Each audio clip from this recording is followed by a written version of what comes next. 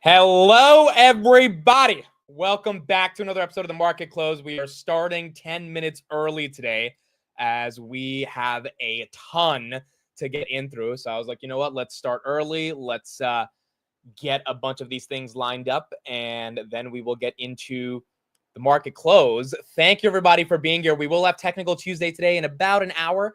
So we'll have Jason get on, and we'll be looking at all the technical levels for these stocks. But at the end of the market open, we were at $128.30. And as we head into the market close, Palantir is above $130. I mean, it's just one of those days. It's one of those days. Palantir 130. We are now at a $307 billion market cap, up 9.8% on the day. Nvidia, I mean, if you take a look at Nvidia and Palantir, let me put them together on the left-hand side of my screen. I mean, they're twinning, dude. Nvidia's at 130.18, Palantir at 130.03. Obviously, different market caps, different companies, but still kind of cool to see the two leaders of the AI revolution in that 130 range. And then you got Hoodie, which just had an incredible day. Robinhood 63.05. I think we got to a high of 63.40 on the day, and we got about 20 minutes left. Hopefully we can close above that 63 range. Same thing for Palantir, closing above 130. Nvidia closing above 130. That would be really big for all three of those stocks, but just an incredible day. And then you got Tessie that quietly is up 5.3% on the day. Tesla was 275 on Friday last week. Gapped up all the way to 300. That's when Kathy Wood went on CNBC. People got excited, got at 305, got rejected from 305. And then over the past couple of days, now it's at 335. Just an incredible run for the equity markets. Just an incredible run for the equity markets. You got the S&P 500 right here, basically up 1% at 588, about 3% away from all-time highs. The VIX down about 2.5. The Q's up 1.78%. Palantir, Robinhood, Nvidia, really the story of the day. Palantir right here, 129.65, up 9.48%. It's a big day. It's a big, big day. Now, you might be noticing in my background, something is missing. Something might be missing in my background. And for those that join every single day, you know, a lot of you guys are really annoyed at that Rubik's Cube that I don't know how to solve. And someone said their girlfriend was getting annoyed every time they see the Rubik's Cube not solved. So maybe one day I'll learn how to solve it. But there's something missing. And the thing that is missing is now in my hand. Ladies and gentlemen, this is the Palantir Bell. Shout out to Love to Fly Pilot. I met him in the Bay Area meetup, and some of you guys that were watching were probably there. He gifted this to me in front of everybody. Everybody went crazy seeing this. It's a Palantir logo on the bell. It is absolutely incredible.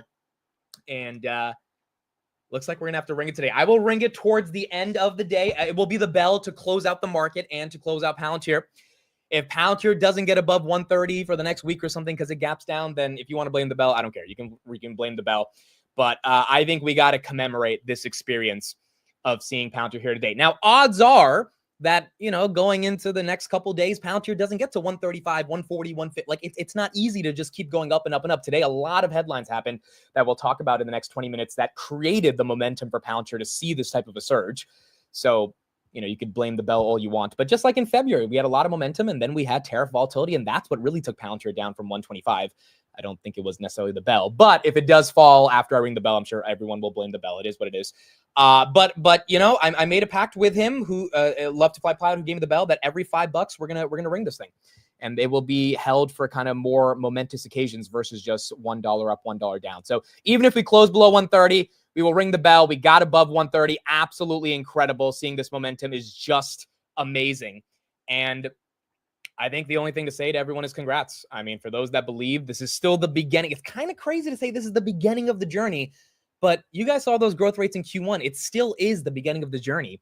And as a result, I think a lot more people are going to be joining this journey over the next decade. HIMS right here up 15% on the day, 63.61. HIMS just couldn't let Hood get into the 60s club. It had to follow up. And then we got to 63, and HIMS was like, nope, you can't go without me. So HIMS, I guess, wanting to copycat Hood right here.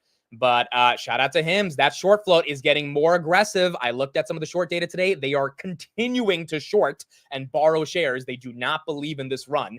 HIMS right here, 63.67, up about 15%. Palantir right here, 129.84 on the day. So no, you did not miss the bell. For those that are just joining, I will be ringing the bell to end out the market close at 4 p.m. and obviously commemorating Palantir. But just an incredible day. Now, I did do something on Palantir. I sold 5 covered calls at 140 for next week. So small part of my position, not the entire position, but I sold 5 covered calls for 140. Instead of selling Palantir, I'd rather benefit from the upside volatility. If we get to 140 by next Friday and add another essentially $50 billion in market cap in a week, then so be it. I'll manage that position. But the premiums are really juicy, dude. The fact that I could go to 140 for next week, which is, what move is that? That would basically be a, that's basically what basically an 8% move. I mean, come on, bro. An 8% move after going up 80% from the lows, after being up 10% on the day, and someone was willing to pay me $200 a contract. I mean, the premiums here are juicy. And by the way, this is what I talked about on Friday. I think one of the reasons why Palantir is normalizing in this triple digit range, if we take a look at some data right here, this is updating in real time. Palantir is in the top 5 companies, and this has been happening for the past couple months now, in terms of option contracts that have been traded by volume. A lot of people are just buying it to be able to sell calls against it or buy puts against it or sell puts against it. And as a result, it creates an environment where you have a third party on the other side that's willing to dance with you in the triple digit range and is not scared to get into Palantir, to buy Palantir, to buy puts, or to buy calls against the calls that you're selling against them. So from this perspective, really exciting stuff. Let me know what you guys did today. Did you sell anything? Did you buy anything? Did you buy puts? Did you sell puts? I think selling puts today was probably not the best idea because the premiums suck, because everything is green. You tend to not sell puts on a day where we're super green. But if you took some profits, let me know. If you shorted, let me know. If you bought some puts, let me know. It has been a hell of a day. My biggest move today was just selling some calls against Palantir at 140.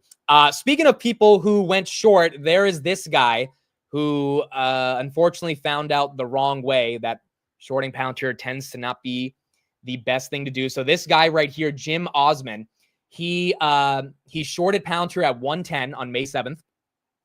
And he just took a 9 to 10% loss at 120, given Palantir started moving today. And, you know, I respectfully just posted this underneath his post, which is that, hey, if you haven't seen it, this is how the company CEO thinks about short sellers, even though we are trading at some of the most aggressive multiples in the history of software. The short float on Palantir is less than 3% because maybe people don't want to go back to their Coke dealers. Lines of cocaine and away from these short sellers who are going short on a truly great American company, not just ours, but just love pulling down great American companies so that they can pay for their Coke. And the best thing that could happen to them is we will lead their Coke dealers to their homes after they can't pay their bills. And that's like one of my... Surely all short sellers. Yeah, well, go ahead, do your thing. We'll do our thing. So... Gotta love it, bro. You gotta love it. This is a CEO who does not care. He does not care. Is the stock aggressive in terms of its multiple? Yes. Is the stock at more than 300 billion a company that's not cheap? Yes. And I've been saying that for a while. But we've been analyzing a lot of other reasons. And quite frankly, I mean, like even defense spending. There's a headline out there that the Saudis are going to buy $150 billion of defense technology. That is massive. For Palantir, they're not going to get all those $150 billion, but the level of defense technology that's going to be procured, the fact that Trump wants to get the defense budget up to $1 trillion. I mean, there are other ways to look at this overall story for why people are buying into the stock, even if they don't necessarily understand the multiple, which is why shorting it has not worked. It's just not worked. I mean, maybe some people individually got some moves when they shorted it and they timed it right. But for the far majority of people in the past year and a half, if you shorted Palantir, it really just didn't work. Because there are other elements to understanding the story than just the valuation, because it's always been expensive, right? 30, 40, 50. It was expensive then. It's expensive at 130. But the fact is there is a lot more nuance to think about when analyzing Palantir. Nvidia right here, 130.26, Palantir 129.68, Tessie 335, and then Robinhood 63.02 on the day. I'm looking at a lot of your guys' comments. I see a lot of people saying we sold some calls. Some people saying they took some profits. Someone said they made 50K on HIMS calls. Dude, HIMS, if you went into short dated calls about a month out when this thing was at $30, I mean, 4, 5, 6 extra money. I mean, even if you just bought the stock, you're up double. Like, This thing is going to be a case study in terms of retail figuring it out and potentially retail squeezing the shorts on a company that's a legit company that's profitable. They're growing and they're cheap still at 63. I can't say they're expensive right here, just given the valuation and the multiple on this stock. So from that perspective, HIMS has been an incredible leader for a lot of people. Now, UNH is going to be a case study on a company that, I mean, there's a lot of narratives to this one, but down 17%. I saw a guy who bought like 10,000 or not 10,000, 2,000 shares at 377 this morning on Twitter. Apparently he's been, saying United Healthcare is like one of the easiest dip buys in the stock market. And look, it probably will be 5 years from now, but man, dude, like you thought at 377, that was enough pain. It falls another $40 down to 313. I mean, it's just been a disgusting day for United Healthcare. They took down their profit outlook for 2025. Their CEO left. Trump's executive order yesterday is getting the market to think how much momentum they're going to have to deal with to the downside when it comes to prescription medication and drug prices. So you got a lot of headwinds on a UNH. And, if you went short UNH over the past couple of weeks, you've done very well. So that one taking a big hit. Palantir right here, 129.50. And then Nvidia, 130.18 on the day. Did you hear when Karp said he wants to spray fentanyl laced urine from drones on short sellers? Yes. It was it was a fun quote. I remember hearing that in real time. I told you guys I asked Karp about it. They were like we were walking at AIPCon and I was like, that was a good quote with Sorkin. And he was like, that was a good one, right? I was like, that was a good one. That one, like I literally had to stop when he said it and I was like, did he just say that? And I'm like, of course he did. Of course he did, because he's Karp. Of course he did. So I think he enjoys those moments as well. He enjoys getting that reaction from the crowd, and he probably enjoyed that I brought it up because Karp in a way is someone who lives for the thrill of the audience. Like he's a natural performer, and he loves these keynotes. He loves being on stage. You can tell when he's on a panel and he's not talking, he's being all jittery because he's getting ready to talk and say something that gets everybody to listen to what he has to say. He loves being the center of attention. Also, when that Palestinian protester was interrupting him, he actually enjoyed embracing in the dialogue, right? He wasn't annoyed at it. He was like, all right, let's have the discussion, because I think he loves those moments. And, as a result, he ends up saying stuff that retail tends to love to enjoy as well, because it's real. It's coming from him and not coming from some corporate version of Alex Karp. Palantir right here, 129.50, Nvidia 123, Robin at 62.87. Now, why did all of this happen today? Why are we getting so much momentum? So let's get into some of the headlines. Well, first of all, big news for Nvidia. They are going to be selling 18,000 Blackwell AI chips, GPUs, to Humane, which is a subsidiary of Saudi Arabia's public investment fund, essentially a new AI company, kind of like a VC arm as well. They're going to be using these chips to prop up a ton of different data centers, AI factories, and investments inside of the kingdom. Humane will deploy the country's first NVIDIA Omniverse cloud to simulate and test physical AI solutions with digital twins. NVIDIA will strengthen the nation's computing ecosystem and train thousands of developers with the skills to solve complex challenges with accelerated computing and AI. And as a result, 18,000 chips immediately are going to be sold to the Saudis. Now, why is this such a big deal? Well, NVIDIA was not able to sell to the Middle East. Jose talked about it this morning as well. For the past decade, they were able to sell some types of chips to the Middle East, but based on Biden's export controls over the past 4 years and what he kind of put into law, the diffusion law before he left office, NVIDIA was basically barred from selling into Saudi Arabia and the UAE. And Trump's getting rid of that. Trump is getting rid of that. He is allowing NVIDIA to sell. I think he's kind of acknowledging that American technology matters more. He is having a very good relationship with the prince. We watched his keynote this morning, and I mean, dude, you couldn't ask for a better relationship. Everyone's smiling, laughing, enjoying, making jokes. And it's just one of those things where you would think that the kingdom is going to start to really invest a lot of their oil money into the best American tech companies in the world, which benefits all of us as shareholders. Also, we got this headline right here, $140 billion we are going to be selling to Saudi Arabia in military equipment. Obviously, Palantir is not going to be getting all of that money, but I would imagine defense technology is going to be part of that $140 billion. And even if Palantir doesn't really see that money, the idea is that defense spending across the world, we know that NATO is increasing their defense spending as a percentage of GDP, is increasing. And I think the market is kind of just pulling forward the idea that Palantir is going to be able to massively accelerate their government growth. And for that reason, they're getting excited for them as well. I mean, Trump had such a fun time at this event in the kingdom that he even made this joke. Apple is investing $500 billion. NVIDIA is investing, and I see my friend is here, Jensen. That's very good, wherever you may be. I thank you very much because he's putting in $500 billion. TSMC is investing. Where is Jensen, by the way? Where is he? He's standing here. Where is he? I just saw Beth. Thank you very much, Jensen. I mean, Tim Cook isn't here, but you are. What Apple is? That was wild, bro. I missed it the first time. I was not listening when he said that. When you guys were you guys were watching it live, and then I saw the chat being like, he just cooked Tim Cook. I was like, what? What did he say? And then I realized what he said, and I was like, oh wow, Bitcoin right here getting some love, almost 105. That's also great for Coinbase, by the way. Shout out to Coinbase, up 25% of the day. They got into the S&P 500. That's another reason why HOOD's running as well.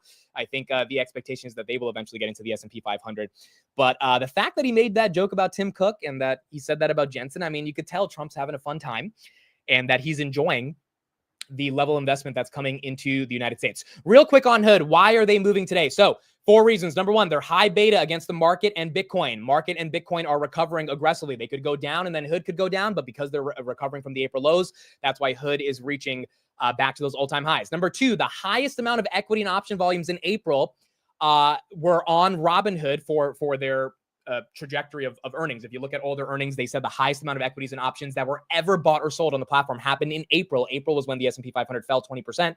So now the market must be thinking that May could surpass April volumes as we are recovering, which means Q2 could be really good. We're going to get the Robinhood metrics. I believe tomorrow we're going to be getting the actual metrics for April.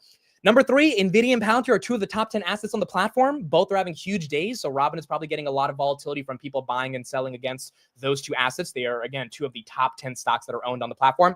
And then finally, they bought an entire crypto exchange in Canada, which means Robinhood is now coming to Canada via crypto derivatives, which is also a big deal. And then finally, Coinbase getting into the S&P 500. I think that could be another reason the market's thinking, hey, maybe Robinhood is going to get in as well at the end of June or towards the end of the year. CoreWeave, big day. That's up 9%. This one went public at 45. Now it's at 63. So if you bought the IPO, you have not done too bad. Palantir right here, 129. Nvidia, 130. We have 2 earnings after the bell. One is Nubank, and then one is Oklo. One is Nubank, and then one is Oklo. So we'll be looking at Nubank, and we'll be looking at Oklo. Oklo, nuclear energy, and Nubank, Latin American, mainly Brazilian banking. Brazil is their largest segment in terms of geographies. So we'll be taking a look at those 2 companies, and then at about 4:20, 4:25, we'll have Jason come on and we'll look at all the technicals for a bunch of these names. But those are the major earnings that we're looking at today. SMCI as well. That one, big day for them. 38.83, up 15%. They're up because, you know, Jensen just said he's going to ship 18,000 GPUs. You're going to need some liquid cooling for that GPUs. I would imagine SMCI, Dell, HP, etc. Dell right here up 4.3% of the day. They are going to be beneficiaries of that. Now, speaking of shipping GPUs, here's another thing that we saw right here. This is from Reuters, and this is what they're reporting. This is not confirmed, but this is what they're reporting. This is another reason why NVIDIA might be getting some momentum right now. The Trump administration is eyeing a deal to let the UAE import over 1 million cutting-edge NVIDIA chips, blowing past the Biden-era limits, as per Bloomberg. If approved, the UAE could receive 500,000 top-tier chips each year through 2027. Again, not confirmed. That's Bloomberg and Reuters putting that out just now. But if that's true, if that ends up happening, I'll link the article right there in the chat for anyone who wants to read this. Dude, that's a decent amount of revenue coming into NVIDIA that it didn't end up getting over the past couple of years. And realistically, if we lose the China revenue, which I have a feeling we're going to find a way to get that China revenue back. I mean, that is a super bull case on NVIDIA, and that is why it's added $125 billion of market cap today, up 5.7%. The market is getting back to thinking that NVIDIA is going to show a decent chunk of growth.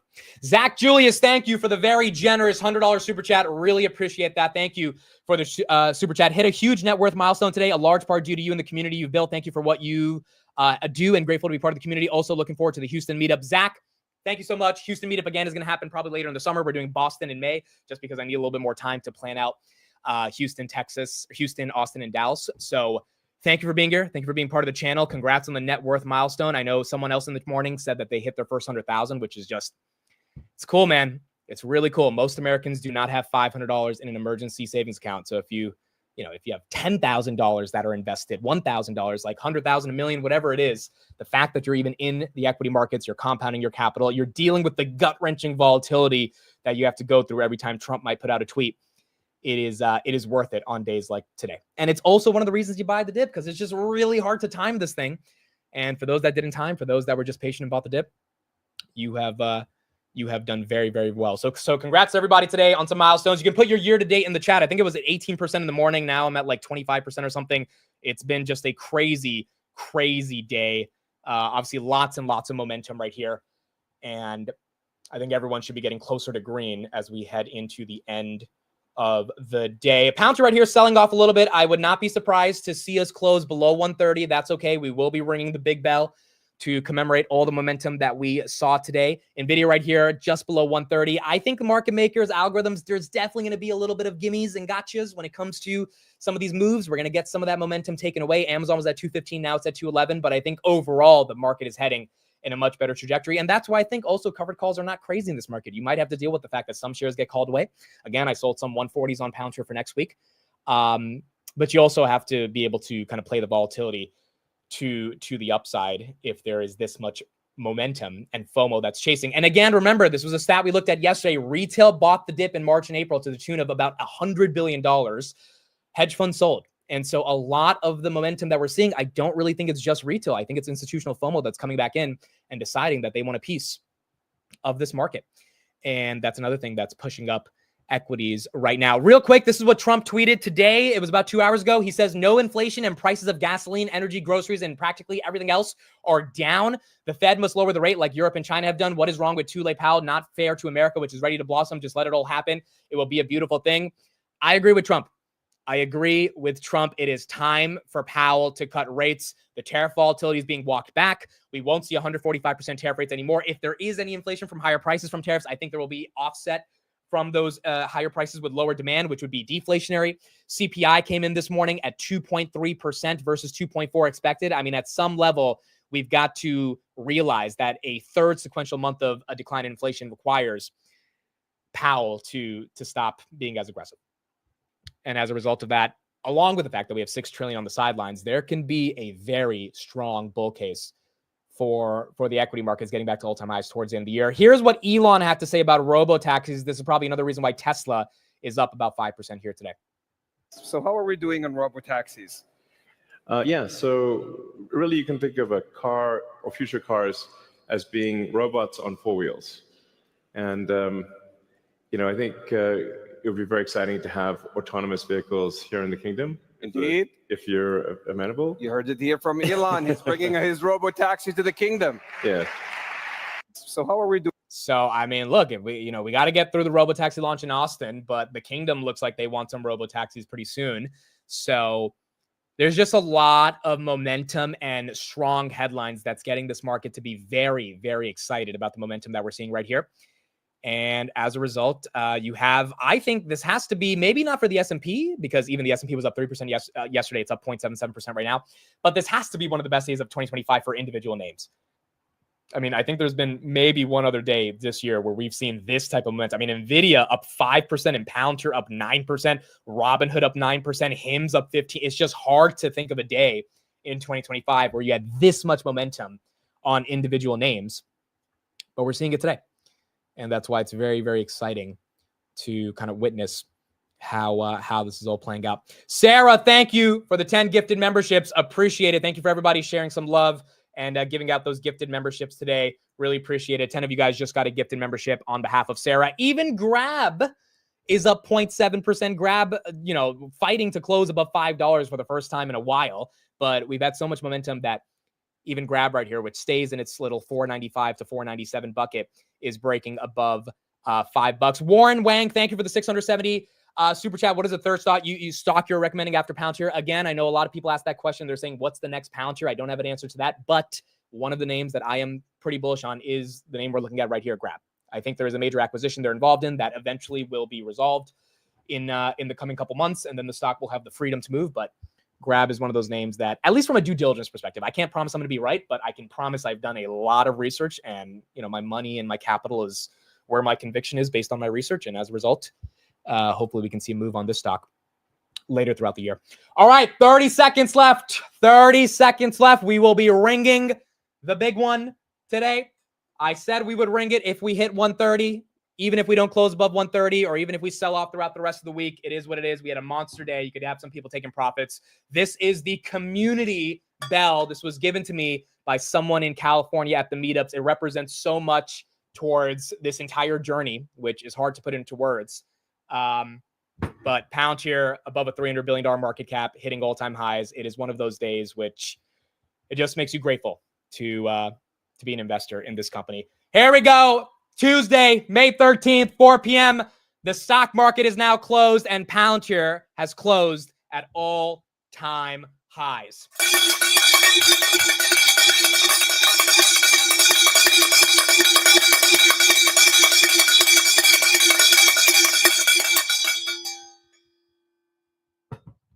That was aggressive. That was aggressive. That is the Palantir PAF bell. If you've been in Palantir for a while, you know what PAF means. It is Palantir as you know what. There you go. 128.15 on Palantir. Congratulations to everybody. A hell of a day. 8.14%. $302 billion market cap. I am not saying the stock is cheap.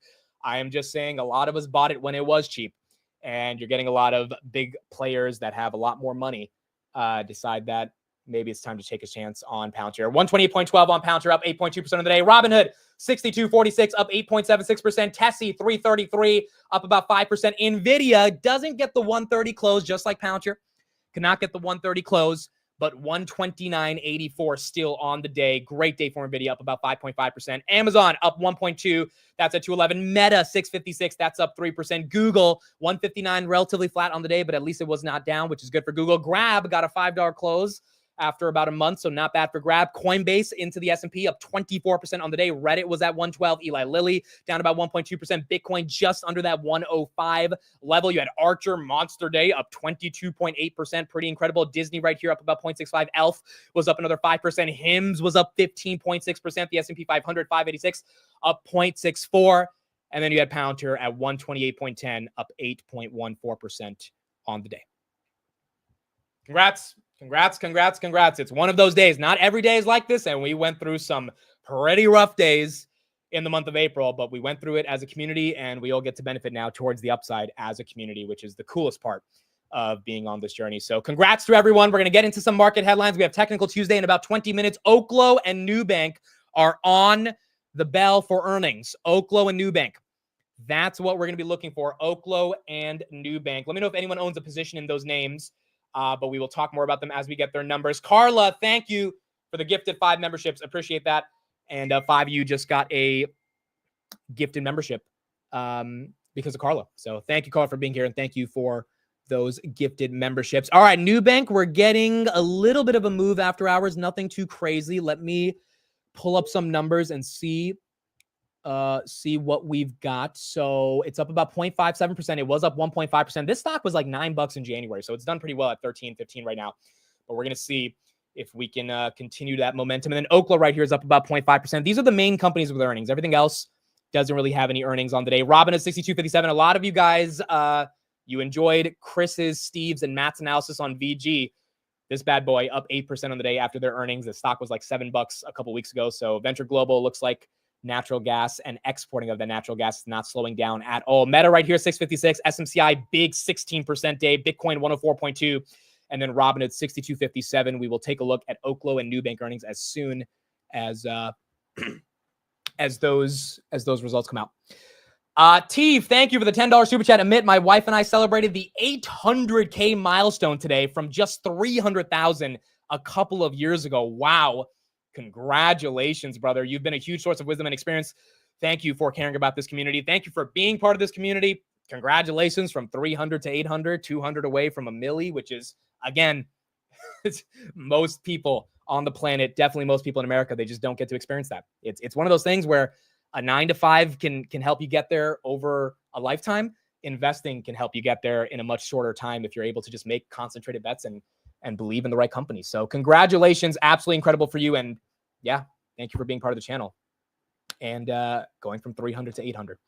Absolutely incredible. If anyone else wants to put in their moves today or any milestones or momentums that they've achieved, again, it's been a big day. I think a lot of you guys are pretty much green for the year, at least most of you guys. A lot of people hitting some crazy milestones. Again, Palantir at 130. I know a lot of you that bought this thing when it was $10, and a lot of you guys are still holding on. So big day for a lot of people. We don't have any numbers on Oklo and Nubank yet. I'm waiting for those numbers. Don't have them yet, but I will update as soon as we get those numbers. And I think the other question here is, right, do you trust the green? I know I ask that every day, but do you trust the green? And I talked about it a lot this morning, but although I think it's a bit euphoric in terms of all this momentum, a lot of that euphoria is not just retail's being stupid and they're buying a stock when it goes up. It's, hey, Nvidia is about to sell hundreds of thousands of chips to the UAE, and Nvidia is trading at a multiple that is still cheaper than Costco, Walmart, and Clorox.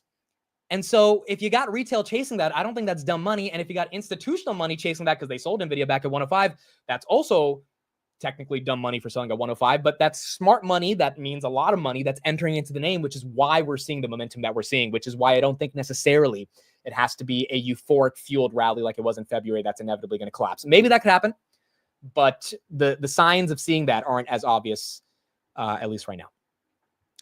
And so as a result, I think we have some more momentum, and hopefully we will get back to all-time highs on the S&P 500. As Ron says, yeah, we'll get more pullbacks. I would not be surprised tomorrow if we have a 1 or 2% pullback across the entire market, which means 3 to 4% on individual names. Like, that's natural, but the trend seems to be in the right direction. Elaine says my portfolio is at all-time highs. Incredible. Jimmy said he had 0 in 2015. He's at 550,000 10 years later. Absolutely incredible. Brett is up $128,000 today. We are seeing a ton of momentum right here from a lot of you guys. Abhishek says my past month's profits from HIM stock and calls are greater than my portfolio total return year to date. And the crazy thing about this is HIMS is not GameStop or AMC in terms of being a meme stock. It's a legit company that just grew revenues 111% year over year. They're going to do $2.5 billion in revenue. So, you know, this is not one of those things where people hear these stories and like, oh, retail just got lucky. It's like, no, dude, the shorts were just kind of stupid on HIMS, and HIMS put up some great numbers, and retail, because of platforms like YouTube and X, were able to crowdsource the due diligence and the information to be able to take a bet. And as a result, you've got this momentum on certain stocks like a HIMS. So absolutely incredible. Statement says I first started with 45K in October, and my portfolio today is 122K. That's almost a tripling. Incredible. I mean, big deal for a lot of people. Tyler says back to all-time highs of 640,000. Just incredible, dude. It's just incredible. It is the magic of being in the equity markets. Nubank doesn't have their numbers out yet. Oklo doesn't have their numbers yet either. Again, I will get it to you guys as soon as I see it. I don't see it yet. Market expectation for Oklo is losing 10 cents a share and $0 in revenue. So any beat from that perspective could be good for the stock. And then for Nubank, we will wait to see some of these numbers in a bit. How's Derek? Derek is doing very well. I talked to Derek over the weekend. He is knee deep in pursuing his startup.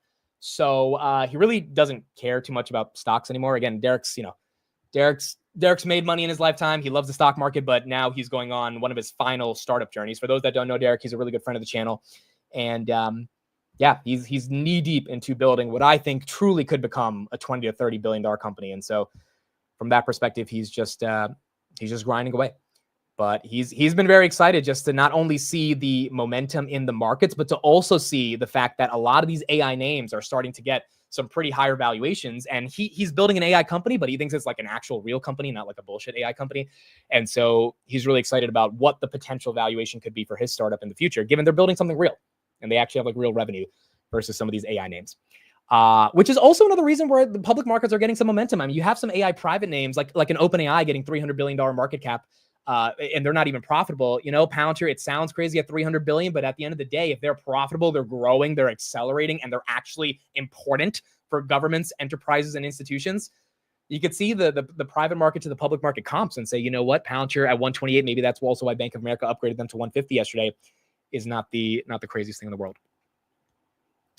So pretty exciting stuff here right now. Airbnb had some big announcements today. They are unveiling a ton of new Stuff, they're up 2.86%. I didn't look at the full thing. I'll try to get the video, but it's like this new services part of their product. Essentially, they want you to not only book an Airbnb, but they want you to be able to experience different things in the city that you visit. So they've always had this vision for like the past 10 years, but it looks like today they took some serious steps in making it real. So that's why that stock right here is up 2.86%. I see Chime right here filing for an IPO. eToro is IPOing tomorrow, if I'm not wrong. Nubank right here up about 0.5% in the after hours. So you do have the IPO markets maybe opening up. You got Klarna, Chime, Discord, eToro. You got a bunch. We just had Webull, Newsmax go public. So if the IPO markets open up, we get some banking deregulations that go down. That's going to be great for financials, great for a company like JP Morgan and Goldman Sachs that make a lot of fees off that. JP Morgan right here up 1.12%. JP Morgan has a $730 billion market cap. I mean, it's kind of crazy. First $1 trillion bank, maybe in the next 5-10 years, who knows? But pretty incredible for the IPO markets. Oklo's down. Okay. Oklo is down 3.2. Let me see if I can get the numbers on Oklo. And then we'll keep going from there. Oklo don't have their numbers yet, but it looks like the street doesn't like it. I don't have Nubank's numbers yet either. I see a couple of you guys saying that you own a decent chunk of New. But Oklo is down right now. Oh, did the Robinhood metrics come out today? I thought it was coming out tomorrow. Hold on, let me check. Is it out right now? Oh shit, it's out. Okay, all right, here we go. Robinhood metrics for April. You guys ready? We don't have Oklo yet. We don't have Nubank net yet. So let's look at this. Here we go. April metrics for Robinhood. Remember, April was a tough month for the broader equity markets. Here's what Robinhood was able to do. 120,000 net new funded accounts. 120,000. They have 25.9 million funded customers. Assets under custody went up. Wow. 232. They somehow increased assets under custody in one of the worst months of the year. Granted, we did recover towards the end of April, but still not bad. From 221 to 232. That's a nice monthly increase of 5%, 88% year over year. I do think Robinhood will get to $500 billion in assets in the next couple of years and then $1 trillion over the next 5 years, but they are growing rapidly. This is up 88% year over year. If that growth rate continues, they're going to be at $500 billion by April of 2026. Net deposits, $6.8 billion. They did have that 2% Roth IRA rollover transfer thing. So that got a lot of people to probably bring over their retirement accounts into the platform, which is good, $6.8 billion. And then cash sweep, they now have $28.9 billion of cash that they're making a spread on the platform. All right, equities. Wow, $158 billion of equities. This is the highest ever in the history of Robinhood being a public company in a single month, up 26% month over month, up 123% year over year. I guess the volatility, even though it was to the downside for the first half of April, was good for Robinhood. Options, 168 million. So flat month over month, up 32% year over year, 168 million option contracts, which is basically their all-time highs for option contracts. For crypto, you had 8.6 billion. That is a bit down in April, but still 8.6 billion, not bad. Hopefully that ticks up in May with the Bitcoin momentum above 100,000. And then margin book went down from 8.8 to 8.4. That makes sense. People were probably deleveraging in the month of April when we had all that volatility, but still 8.4 billion is up 105% year over year for Robinhood. Not bad. Not bad for Hoodie. I mean, this company continues to just show they are going to be ruthless on their execution. And when Vlad is doing a podcast with a YouTube channel that has 500 subscribers to talk about his vision for tokenizing assets on the blockchain, that to me is just a different level of grind from a CEO. Most CEOs would say that's not worth my time. Vlad says, you know what? This is worth my time because I got to embrace the next generation of people that are going to be covering my company, and I have to get the message out there. And as a result, 1 hour out of his 90 days a quarter spent on that, I think is ROI positive. Most people don't think that's the case. And that's why most people have never understood the Hood thesis, thinking that it was a platform that didn't have a moat that could be copied for the past 5 years. And somehow, some way, no one has copied them. No one has copied them. Robinhood right here, 62.57. All right, Nubank and Oklo, I am waiting for those numbers. I don't have them yet. Nubank's up a little bit. We got up 1% after hours. Let me see if we have the actual results on Nubank. Oklo, I don't have Oklo yet either. Let me see. No, Nubank is definitely not out. I think that's 420. Might be 430. Oklo. is not out either. I don't know why Oklo is moving if the results aren't out. Oh, news at 4:15. Oh, so we got 1 minute. We got 1 minute. All right, here we go. We got 1 minute. We have 1 minute, and we will see what happens to Nubank. Oh yeah, also sports contracts. I forgot. Right, we have a whole NBA playoffs going on in Q2, so that's going to be a big deal for Robinhood as well. All right, Nubank, it's up 1% after hours. We should be getting results literally now or in the next 30 seconds. Nubank 1328 up 1.02%. Let's see what these numbers look like. Kevin Green, thank you for the $10 super chat. Thank you, Amit, for all you do for this community. Very much appreciated. Appreciate you being here, brother. Thank you for the $10 super chat. And thank you for tuning in every day. You guys being here is, it means the world to me, and it keeps me going, and it really makes me excited to do this every single day. So thank you, Kevin, for being here. Frank Ranger, thank you for becoming a channel member. Appreciate it. Thank you for joining the channel and becoming a channel member. 1330 on Nubank, up 1.2%.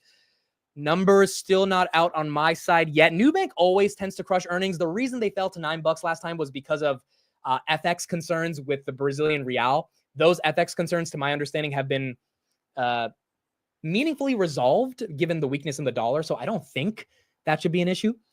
But if their actual numbers are good enough, maybe this thing gets back to all-time highs, which is around that $16 range, if they can put up some good numbers. Still up 1.14%, not really moving yet. And we're waiting for those numbers. GRAL is down 18% after hours. I have no idea what that company is. GRAL, Grail Inc., $1.5 billion company. That's down 18%. Okay, I have no idea what that company does, but that one getting hit likely on earnings. GRAL down 18%.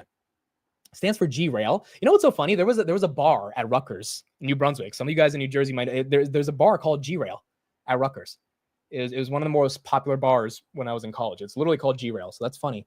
This company is called G-Rail. GRAL is the ticker. Down 19% right here on some earnings. Robinhood down a little bit after hours. Oklo, it was down 3%. Now it's down 0.4. So it's Grail. Of course I said that wrong. It's Grail. But still, it's spelled in that way. Okay, Oklo, it was down 3%. Now it's recovering. I still don't have their numbers. Nubank is up 1%, but I still don't have Nubank numbers either. They should be coming out very soon. Let me go to their company website. They're not anywhere on my news sources. On the website, do they have it out? No, they don't have it on the website either. All right, so we still got to wait. We still have to wait here.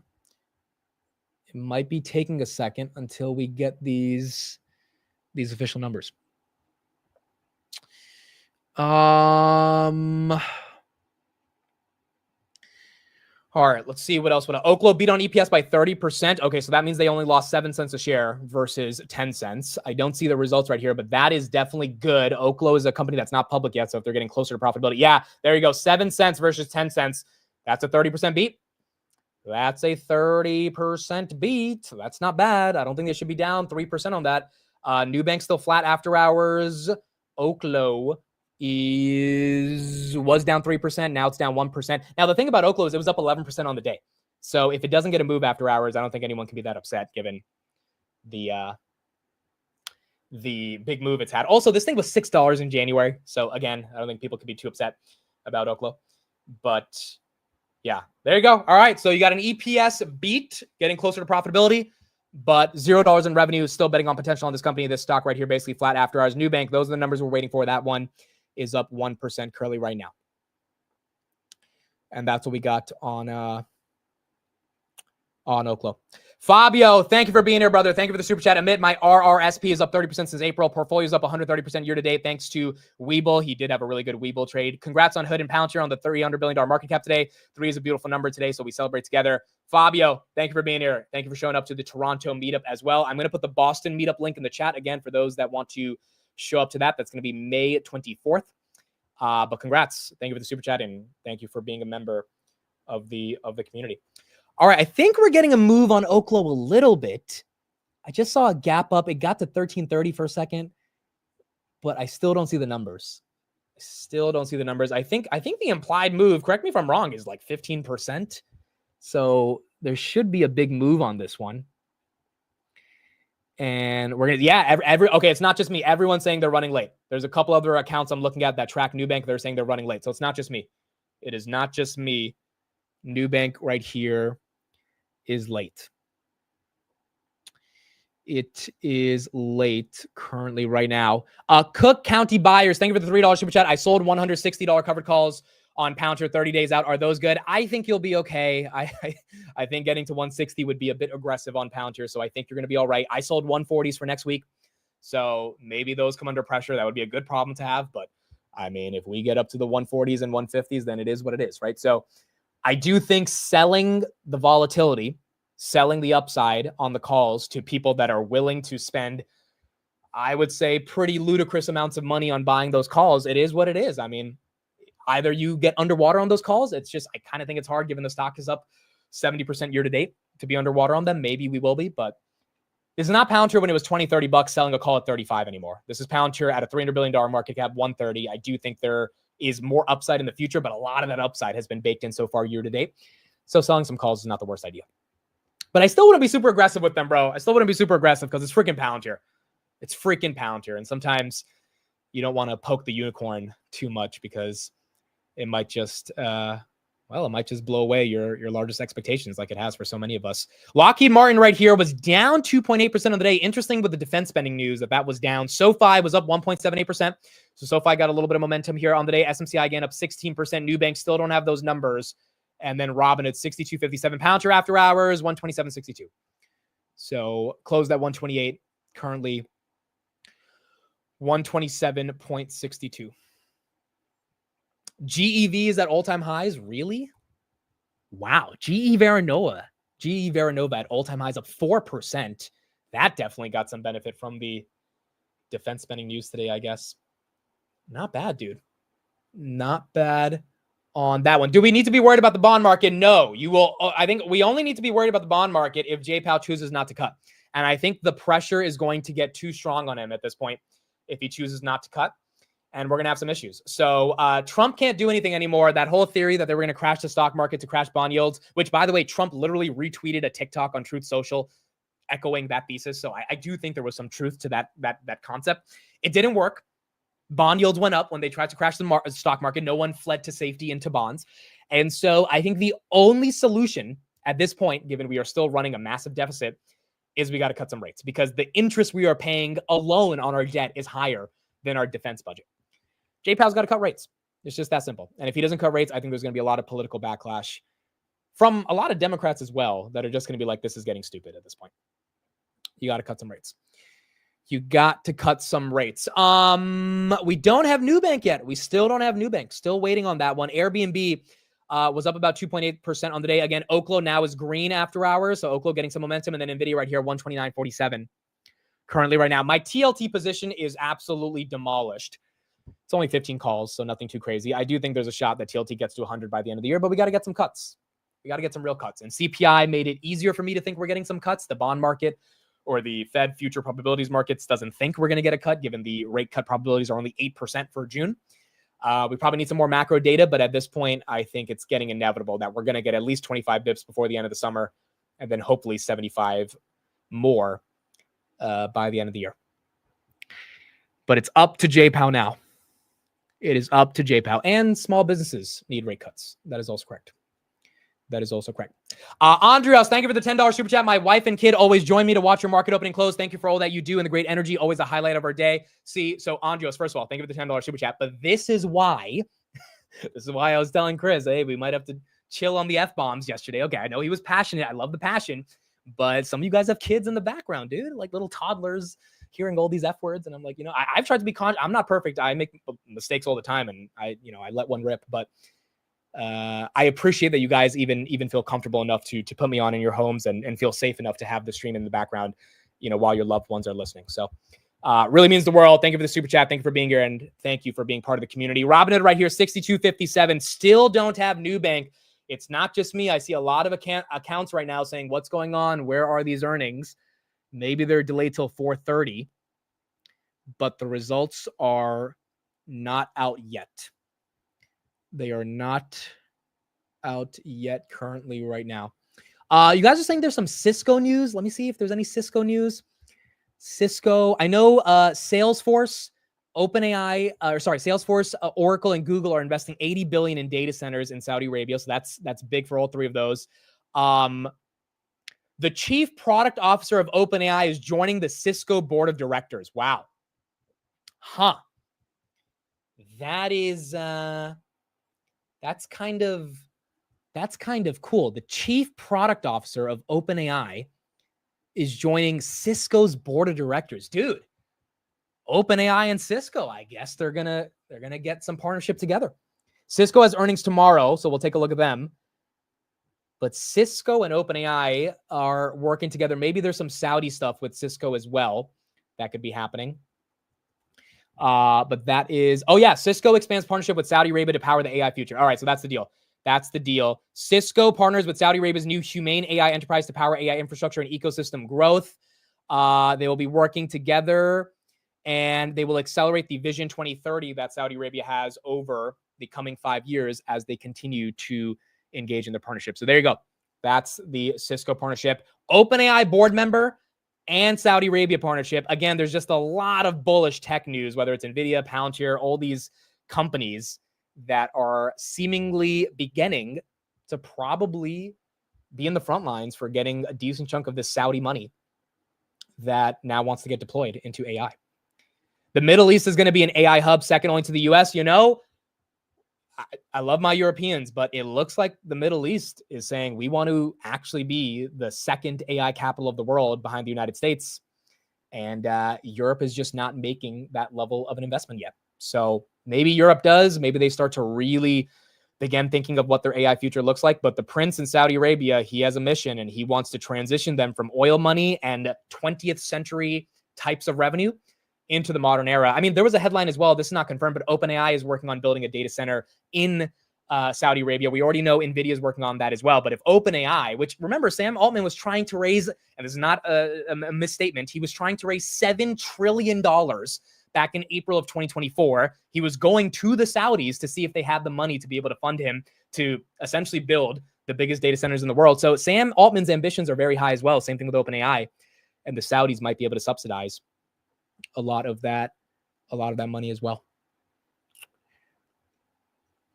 All right, so we are still waiting for Nubank.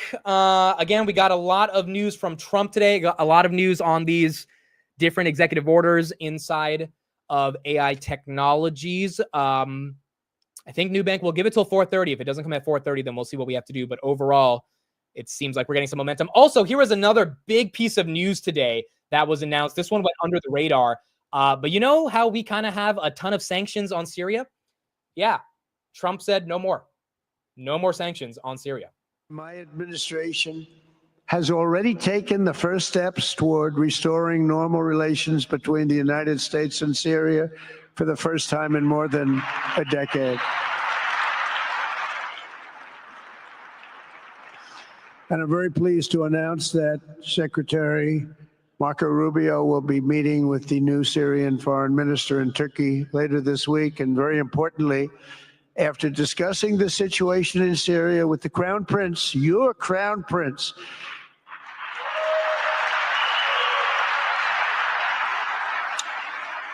and also with President Erdogan of Turkey, who called me the other day and asked for a very similar thing, among others, and friends of mine, people that I have a lot of respect for in the Middle East, I will be ordering the cessation of sanctions against Syria in order to give them a chance at greatness.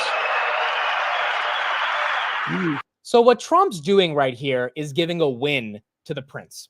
Okay, he's giving a win to the prince. And what is the prince looked up at? How is the prince looked up as in the Middle East, not just Saudi Arabia, but in the Middle East? Someone who is modern, someone who knows how to work with the United States. Remember, there were a lot of Israel-Saudi Arabia peace discussions before October 7th. He's looked at as the guy who will usher in the next generation of what the Middle East will become over the coming decades. And Trump right here is basically giving him a win by saying, you know what? We are not going to sanction a Middle Eastern country that we've had a lot of issues with over the past decade. This is a new era. This is a world in which we want the Middle East and in particular Syria to have a chance at success. And you kind of can't have economic sanctions to the level by which we have them on Syria in order to give them a chance for economic mobility. And so he's giving them a win. And in favor, the prince is committing to a lot of investments in the United States. I mean, dude, I did not know, and the media really messed up at leaking this information. I did not know that Jensen, Elon, Sam Altman, Lisa Su, Alex Karp, Larry Fink, all of these guys were heading to Saudi Arabia. I thought it was just Trump.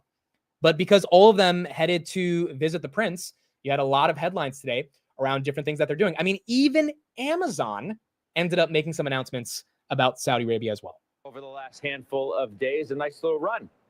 Yeah, Scott, it's a 5-day winning streak for Amazon at this point as CEO Andy Jassy does spend time in Riyadh today. He was alongside President Trump, also some top tech CEOs, as you guys have mentioned, and Saudi Crown Prince. Jassy was actually expected to take the stage at that. Of course, Jassy was there. I didn't even know Jassy was there. Look at that. I'm seeing this for the first time that Jassy was there as well. Take a look at that. Of course he was. Why not? We needed Vlad to get there, bro. Vlad needed to hop on a jet and get to Saudi Arabia. Scott, it's a 5-day winning streak for Amazon at this point as CEO Andy Jassy does spend time in Riyadh today. He was alongside President Trump, also some top tech CEOs, as you guys have mentioned, and Saudi Crown Prince. Jassy was actually expected to take the stage at that investment forum, but that actually ended up being canceled after some delays. Some other speeches, including President Trump, went long. Still, Amazon is making a new push in the region today. AWS, the cloud side of the business, unveiling plans to invest $5 billion in Saudi Arabia. It's a strategic partnership with Humane. It's a newly created company to drive AI innovation in the kingdom. AWS, though, had already committed $5.3 billion to building data centers there, and then its e-commerce site. When you think about the broader big day for tech investments inside of the kingdom. You got Amazon, Oracle, Salesforce, Nvidia, lots and lots of jobs, opportunities, and a re-engaging of diplomacy between the United States and Saudi Arabia. So a very big deal for all those companies today. Okay, I'm seeing Nubank is going to release the results at 6 p.m. At 6 p.m. So for some reason, I thought it was going to be after hours. I think a lot of you guys thought it was going to be at 4:30. I'm looking at a headline right now that 6 p.m. is when the conference call is going to start, and that's when the earnings results will be released as well. If it releases before that, we'll cover it. But from what I'm looking at, it seems like 6 p.m. Eastern, so in about a couple hours, that's when we will get the Nubank results.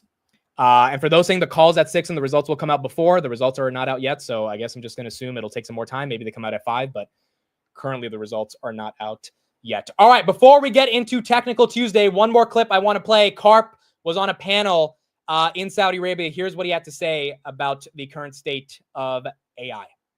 Delighted to be here. I've been coming here for a long time, and it's a country of very warm, decent, highly competent people, and it's on fire. And you know, when I got here this time, I sat down with we hire basically our 22-year-old engineers. They look like 16, and I asked them, well, you know, what's going on here? And they were like, our counterparties are very strong and they're very patriotic, which we like. It's very hard to organize things in cultures with no end goal. And so what you're seeing on the ground, if you're looking at actual value creation in the physical world that can be quantified, i.e. AI that's not a joke, you're seeing a receptivity in this region, especially in the kingdom, but the receptivity is on the back of people who have a deep tradition in engineering excellence and, quite frankly, believe in their own future. And so obviously the great contradistinction here is Europe, where you know, it's like people have given up. And I really hope that turns around in Europe. But for now, what you're seeing is and an openness to new ways of doing things, meritocracy. You know, this people underestimate, if you want to do engineering meritocracy, you're much better off here than almost any place in the world. And that ethos and that competence is going to lead to a massive outperformance. And in part because people don't have it, really underestimate what's going to happen here. And so I mean, I'm very enthusiastic, and I also kind of like the people here, so that helps. It's a cultural fit for you. I like the jab at Europe as well. All right, there you go. The fact that Karp had to go to the Middle East and take a jab at Europe in regards to AI investment and being at the cutting edge of this revolution is kind of wild, but hopefully that is going to get Europe to start putting in some more AI investments. And like, it's not just like, I want, I'm a shareholder of Palantir, shareholder of Nvidia, I want Europe to invest more AI. It's just in general, we know this is a revolution that is happening. We know this will fundamentally change not only our lives, but our kids' lives. It's going to be a brand new internet for them. You just can't have entire continents that are not embracing that technology. So from that perspective, I think it will be very important for Europe to embrace AI. And obviously the kingdom in Saudi Arabia is starting to embrace it as well. All right, cool. That is what we got in terms of the major headlines of the day. We're going to transition now to Technical Tuesday. I know we have a lot of new subscribers to the channel. So this segment of each Tuesday is when I bring on one of my favorite TA analysts on the internet, really on the world. It's one of the, it's in the world. It's one of the people that I believe really understands TA, has done TA for a very long time. He's not always going to be 100% accurate, but he can give you a good glimpse of thinking or understanding how to think, more importantly, of TA. I'm not a perfect analyst at technical analysis. I quite frankly suck at it, even though I do this with Jason every Tuesday. I'm trying to get better at it. But Jason actually trades for a living. That's his name. And as a result of that, he does TA pretty much every day. So for those that do not care about technical analysis, this is the time you probably can leave because you'll be bored for the next 2 hours. For those that are kind of interested in it, I think it'll be interesting to kind of listen to how someone talks about higher highs and lower lows and looking at charts. And for those that do care, we are going to get into the major names and the moves they had today. And from a technical perspective, how sustainable we think those moves can ultimately be going into the latter half of the year. Having said that, we are getting into Technical Tuesday. Thank you, everybody, for being here. Congrats to everyone on a great, great day in the stock market. And hopefully we can continue this momentum towards the end of this year. It is time to roll the intro.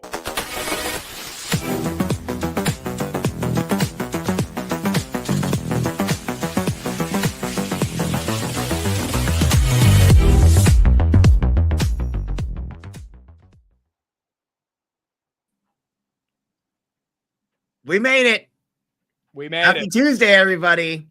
Technical Happy Tuesday. Spencer in the house. Look at this whole crew. Dude, guys, no, I'm not Steve. I know you love Steve. Dude, I'm sorry to disappoint, but we'll do our best. Steve can do anything and everyone will love him. It's one of those things. So, Jason, man, it's been a week. How you been? It's been a wild week, man. It's been a wild week. We got been busy, super busy, lots of stuff going on, but man, trading has been, it's different. I'll tell you what, I have a lot of friends that have been in the market for like 20, 30 plus years, even longer than that. And when this first started, I kind of likened it to the sickness, if you will, right? Like COVID level volatility was what I like. That's what I'm saying, what I've been saying. And I did not have in my bingo card a V-shaped recovery, but my God, like the recovery here has been absolutely insane. Those people that I talk to with 30 plus years of being like actively trading in the markets for a living, nobody has been like they're all basically, I can count on one hand how many times we've had a recovery like this. Like it's on pretty one remarkable. hand, like it's insane. Pretty remarkable. And it's funny, because as a millennial, when this was happening, they're like, hey, generational buying opportunity. And I laugh, right? I'll shrug it off because I'm like, as a millennial, I've seen 3 personally generational buying opportunities. And each one of these has just been absolutely crazy, right? Yeah. Like the reversals have just been insane. I'm very sad that I got a little frustrated with my hoodie, but it is what it is. Looks like all-time highs are in the cards. congrats to all the Palantirians as well. Like new all-time high today. That's huge. And I mean, it's been good. It's been tough. The market transitions from day trading to swing trading as an active trader. And so there are days like last week, we basically went nowhere. Yeah. Right. And last week when we were talking, I was like, if we go to 580, it's probably too far, too fast. And we're beyond 580. But in reference to that, that was referencing last week. But the week of going sideways, and I think this is where a lot of people get kind of caught up. A full week of going sideways is very good digestion. And that's what happened last week. And then over the weekend, of course, we get headlines, Friday or I don't even remember what day it was where Trump says it's a good time to buy the market, gives you the cue. Friday, he said it was a good time to buy. And then Sunday, they announced all the tariff decreasing in terms of rates from Switzerland. And then boom. Yeah. And it's really hard for active traders to chase at these levels, but I mean, it's still available. We have to give things a little bit more time at this point because, and for us, we have what's different about trading than investing is we have like stop losses, right? Like where we actually use the sell button a lot of times. And it's not because like fundamental stories change. It's just, price doesn't hit or doesn't continue on, or maybe it goes below a certain level. And the volatility, I know the VIX is very low right now, but the ranges in terms of average daily ranges on pretty much anything have just been absolutely explosive. So let's get into it then. We're going to start off, guys, with these 4 names before we do the S&P and the broader market, because I know everyone is really curious to see what Jason thinks of these names. So we're going to start off with Palantir, Nvidia, Tesla, and Hood. So those 4 names, and then we'll get into the S&P, and then we'll do all the other tickers. We will get to most of the tickers. Jason will be here for the next 2-3 hours, so we'll try to get to everything, but those 4 names are the big ones. So let's start with Palantir. I mean, what are you thinking about all-time highs that we hit today? I mean, it is what it is, right? We had kind of noted that there were a lot of these 150 calls. I think, some in our small group, like our trading server, we were looking at, some people have these covered calls, right? Like if you have January 2026 covered calls, it's getting wild, right? Especially if you had like 120 covered calls. I still think, and when I looked at them last, you can actually still, again, sorry, this is somewhat mixing investing and trading, but you can still roll up and out and collect a credit on some of these. But this is the Palantir charts. If you don't know this, I mean, this is what we would kind of say. You remember when we were looking at Palantir sub 60s or whatever? Let me just go back to a weekly scale here. And we were looking at this entire area. And so this whole area that we're looking at, this peaked out at 41. And we had that, double top of death or whatever earlier in the year. That was around 60 or 27. Yeah. We're talking about Palantir at 27. And this whole shape, if you just take a minute to look at, so this little shape here is playing out. But even on these smaller time frames, when you look at this right in there, it's kind of, the mirror image of what we just saw. And so I think that's what the market is starting to kind of express, right? Like it's seen super bullish flows, if you will. From this perspective, when we were doing this, that actually, if this was the consolidation breakout here, we have actually done almost nearly 50% of this box. So if this is the consolidation that Palantir is actually breaking out of, and this is what we would call like a measured move, you would say this is to double that measured move. I hate to say this, right? Like, but you said this actually 2 weeks ago. You had said that 160, 170 range, right? Yeah. So we're at halfway point, right? So the full thing is just, it just sounds so crazy to say. But you can measure it if you want to. It's like 300s. But right in here is usually where you would kind of stall out, somewhere in between this range, and that's about 165. The first thing that you needed to get through was this 122, which happens to be, again, oddly how this works out. I mean, it kind of works out like this every time. But again, if this is the consolidation, 50% mark happens to be that last all-time high. And so usually if you're, and this is from a Fibonacci perspective, if you're familiar with those at all, if not, that's fine. You don't need to get into the weeds, but I'm showing you here now. That next move usually takes you into what we call like a 618 extension. This is an extension. So when you're in all-time high type charts, you have to use extensions. You want to see this hold that prior all-time high at 128 to continue to stay valid. And I'm dropping down in time frames here, so we get a little bit like open up the microscope here. This would take you into these 160, into that 160 area on that first kind of continuation from the broader perspective. But if I take this again and just kind of marry this up, if this is the consolidation that we're breaking out of, and I just kind of lay it up there, it is into that, geez, that next level. I would actually say right in here, realistically speaking, 170 maximum, because that's going to be, again, taking this consolidation and about the 50% mark of that move would put you into somewhere in the 160s, potentially as high as 170s.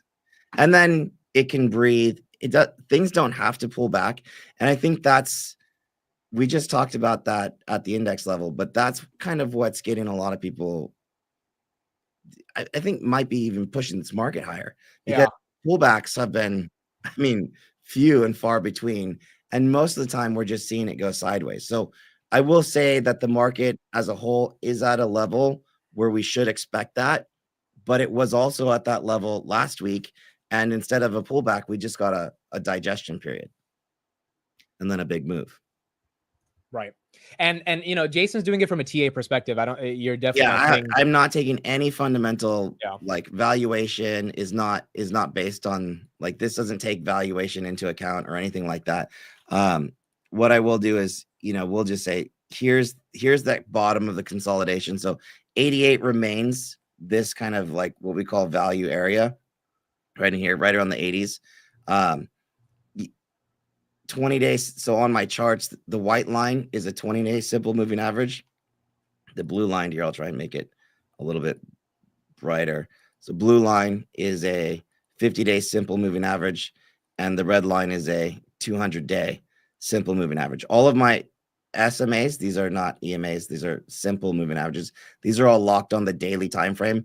So that way inputs are set to day here. So that way, if I change my charts, they're always going to be in the same spot. So like this 20 is 107, right? The daily, it's still 107. If I'm on a, 15-minute, it's still at just about 108, right? But those are not moving with my charts right now. So when I talk about simple moving averages, talking about those, and when we do talk about these, I typically reference the distance between them. And so when the distance between these simple moving averages is growing, so here the distance between the 20 and the 50 is getting bigger, obviously, that means that we have range expansion. Even the distance between the 50 and 200, if the 50 continues and the 200 is going to move slower, this is still going to be in expansion mode, or any way you slice it. If the 20-day continues on, that's still going to be an expanding range from that perspective. Sorry, let me grab a cough drop. No, you got it. So again, guys, like if you're buying Palantir at these levels at a $300 billion market cap, they could have a bad earnings and maybe that takes them down. We could get some bad headlines in the macro that takes them down. But from a TA perspective, Jason is seeing that there is, would you call it a cup and handle that's being formed, or what would be the technical term here? I think you could call it that. Can we call it a unicorn? Do we get to call the TA a unicorn on Palantir? I mean, it is a unicorn at this point. Yeah, I would say this could be, so this would be like your cup here, and this would be like a very little handle. So here's the cup, it's steaming hot. This is your coffee cup. Sorry, I'm not the greatest artist, but hopefully that gives you a little bit of an idea. Where is the dip buying opportunity from a TA perspective that you see? At 100? No. CB here, and here's where we go. Like where it gets a little weird is that if this does become a dip, then that whole situation is a little bit like out of reach. If it did, I think that you just kind of like sit here. Oh, that's your 100. I wouldn't think that 100 is going to be like a foregone conclusion. It's still in the 80s, to be honest. Like that, whatever we said, this volume weighted average price is like 88s. Could you nibble at 100? For sure. And I'll do this. If we go from this low to the current high, and I don't use an extension, so if I just set this as a regular, what we call like fib, the 50% move pullback from here to here would be about 98, and that's going to match up with these two tops right here. Just about 98. If you lose that, the probability of you seeing that 88 is pretty high. And then I would be a little bit more interested to see this kind of base out. And then you're back on your way if you're over that 99. So that's what that would look like. And that puts you in this little box right here from this high to about here as your potential dip buy, which was clearly overhead resistance for a while. And then now you'd want to see it act as support moving forward. Right. So essentially all of these people who bought the dip sub 88 become your support. And there's a little volume shelf here that's going to support this right around just over 80, just 88 to 83. All right.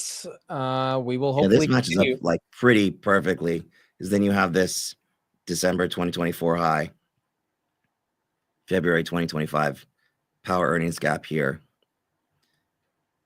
So all of this, yeah.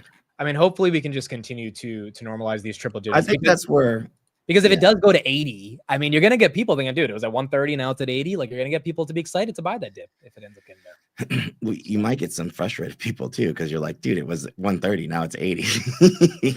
But it is Palantir. So, no, well, when it went from 125 to 60, that wasn't a Palantir thing. That was a market thing. And so if Palantir were to fall back to 60, 70, 80, independent of the market, then I think you'll have a lot of frustration. If it happens with the market, it is what it is, right? Yeah, it's funny to see like the market as a whole. We've gone from growth fears to tariff trade war, and now like we have certain things that like, well, you're not really scared about us. It was never really a valuation question in the market. It was just about, will growth slow?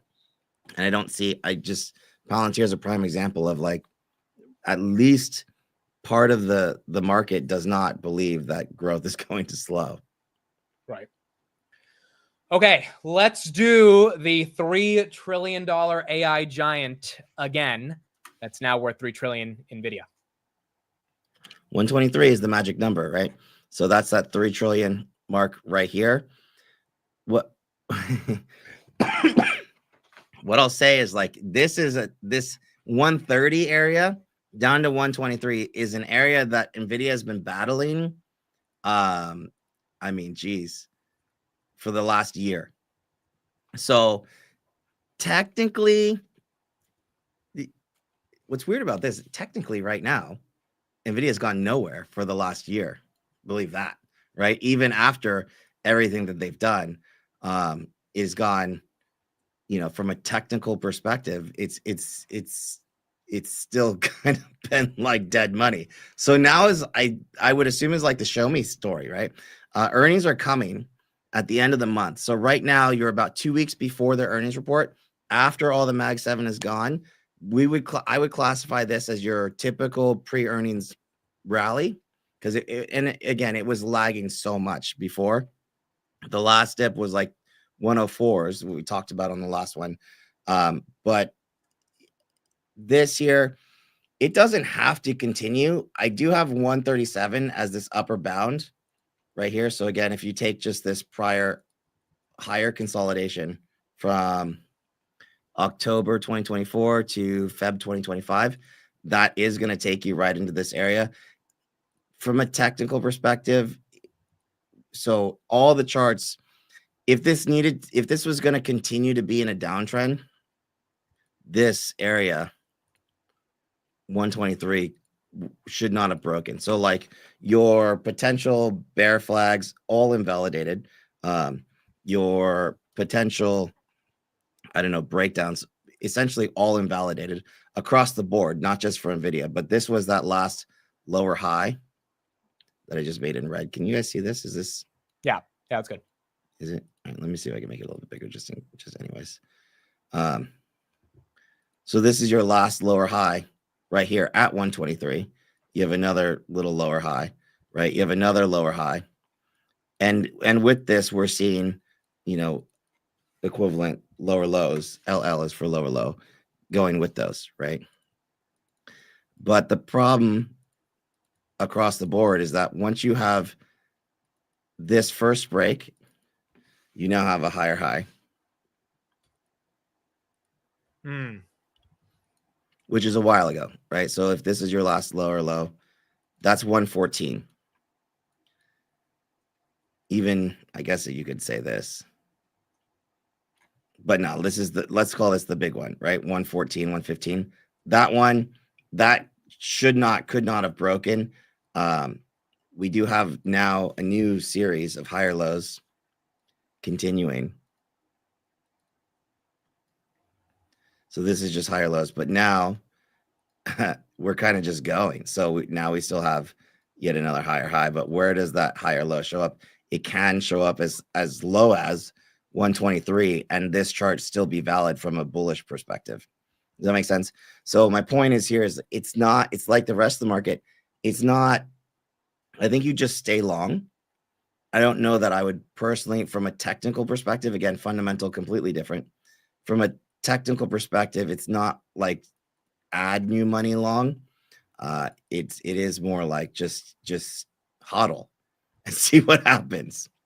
And if it does pull back, just know that there's a 200-day below you. And this is 115 is really like your next best spot, but it could be as high as 123 to push this up one more spot into the 140s, which would be that upper bound right over here. So do you think buying into the strength makes sense on Nvidia, or how are you thinking of it?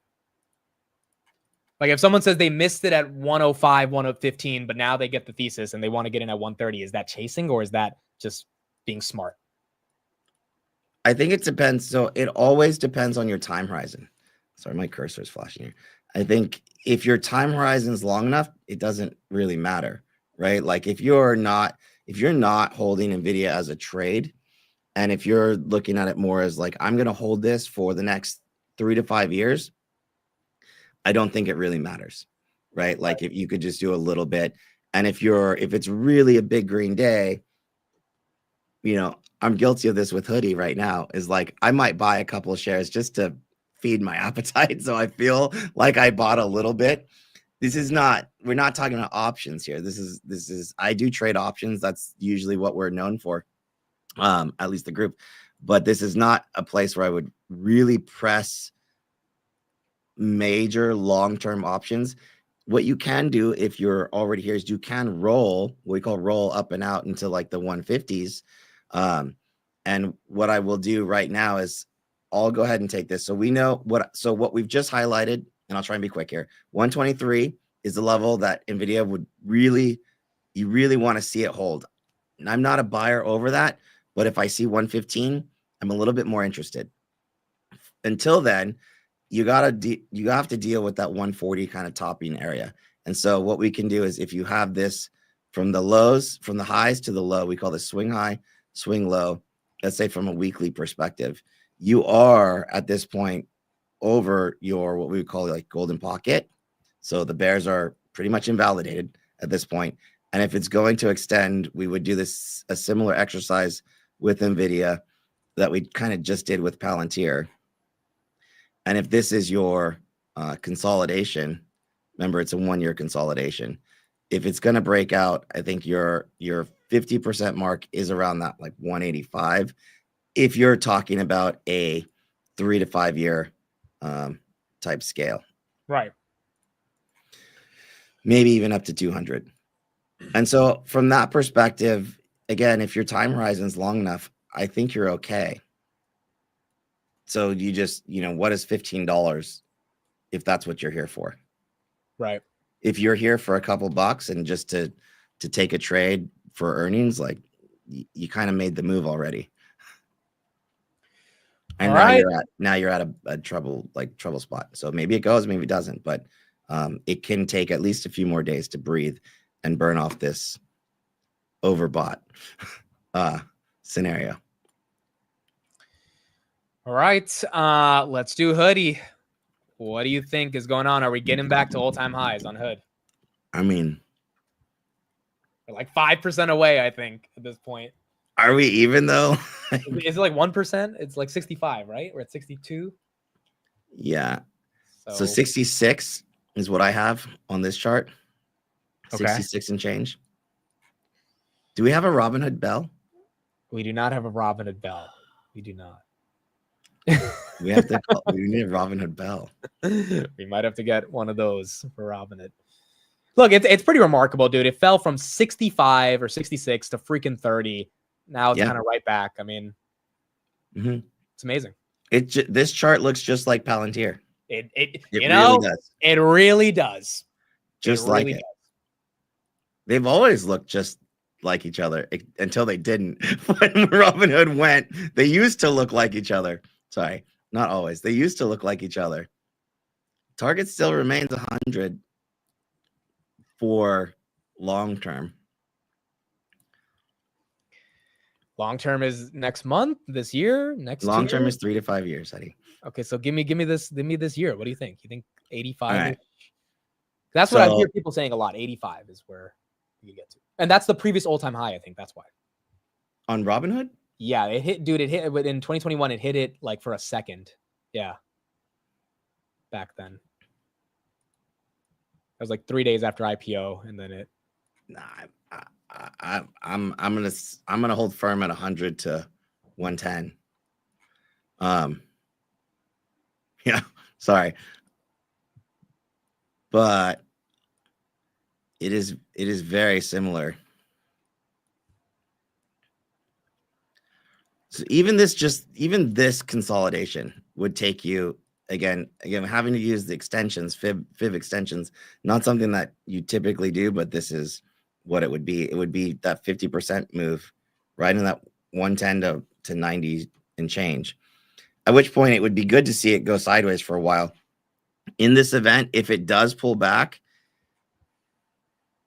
it would still be the 45, maybe, would be that similar kind of setup, pulling back in here. Yeah. To complete your kind of like cup and big handle.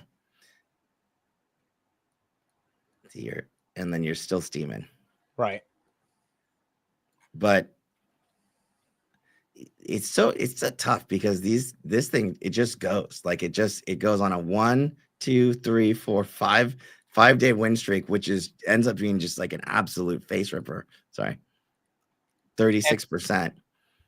I mean, we also got Bitcoin. If that's heading to 120, 130, if that's getting there, I mean, that's. Hood just bought somebody today as well, didn't they? They bought a crypto company in Canada. Yeah. They bought a crypto company in Canada. So, I mean, I don't have any interest in buying or in selling this anytime soon. The truth be told, I really don't trade Robinhood a whole lot. I mostly just own it, you guys. So, or I get scared and I trim it, right? Which turned out to be so dumb, and I'm still kicking myself. I was really hoping to get assigned those 38 puts, but no dice. Yeah, this looks like 48s at this point. So what I'm going to do is I'm going to just take this last area of resistance, which was right in here. And this is just last week. Oh, Amit. We're in the $50 support zone. We are in that 50 support zone, baby. 50 support. I mean, it is what it is. I have orders that are sitting here. They might be sitting here for a very long time. They might never get filled, that are from like 48, 46, 47, 42, just because I'm, I might be busy and I might not catch it. But yeah, I would be a buyer anywhere down here. Ideally 47s, but this is the bigger support area, as close to 40 as I can. But at this point, 50 could be getting solidified. This is what I'm talking about. It's very hard to not chase because things have just moved so fast. And it's very possible that as we get up here, this just goes sideways for a while in the 65s, and the dip might be so microscopic, 55, that you don't even notice it. Yeah, I mean, this would be 55. You were the first person that I heard say 50 support, and then we had it for like a week, and then it disappeared. But now, it was the most glorious week, by the way. It was the most glorious week. I mean, if we get back to 50, that would be a pretty substantial dip from where we are right now. But I feel like we have the momentum, if the worst of the tariff news is baked in, to hold it this time. Yeah, and I think it's pretty market dependent also right now. So like, as long as the market, I will say these last 2 days, I mean, can you believe it's only Tuesday? It feels like Friday with how much we have moved the length of an average week within the last 24 hours alone. A normal average week. These COVID level weeks are pretty crazy, but the market is at a spot. The market is a very massive level, just like the rest of these, where it's like, I'd like to wait. It's very possible that today is the tippy top for this week. But at the same time, the entire market is in BTFD, by the dip mode. And that's creating these very small, minuscule dips that just continuously get bought up. Right. But yeah, this is just stay the course for me. If I see some like massive red below 50, I'm going to close my eyes, plug my nose, and just start nibbling again. I mean, I bought at 54, 55 last week, thinking that, like on Friday, thinking that, all right, I'm kind of buying it and it's running and I'm just buying it to strength. Dude, we were joking when I said, like, part of me just like needs to buy a little bit, just because. And it's like a daily DCA right now. I'm not joking. What is it? Executed. Yeah. I bought it today. I mean, dude, like I'm like, dude, this thing keeps going. And I'm very like, whatever, but it's so small. Like, I'm not going to notice, right? Like literally 10 shares just so I feel better. Like, okay, I bought it. Well, so someone just asked me on Twitter, like, how long do you plan to hold this company? My response was, I plan to grow old with the stock, with the company. Yeah. Like, I am growing older. My net worth is increasing. A lot of that's going to Hood. That's happening for tens of millions of people. I have zero reason to sell this stock for the next decade, because all I see is compounding growth and an executor who doesn't give a fuck about anyone and is just ready to go higher. I mean, again, back to the difference between investing and trading.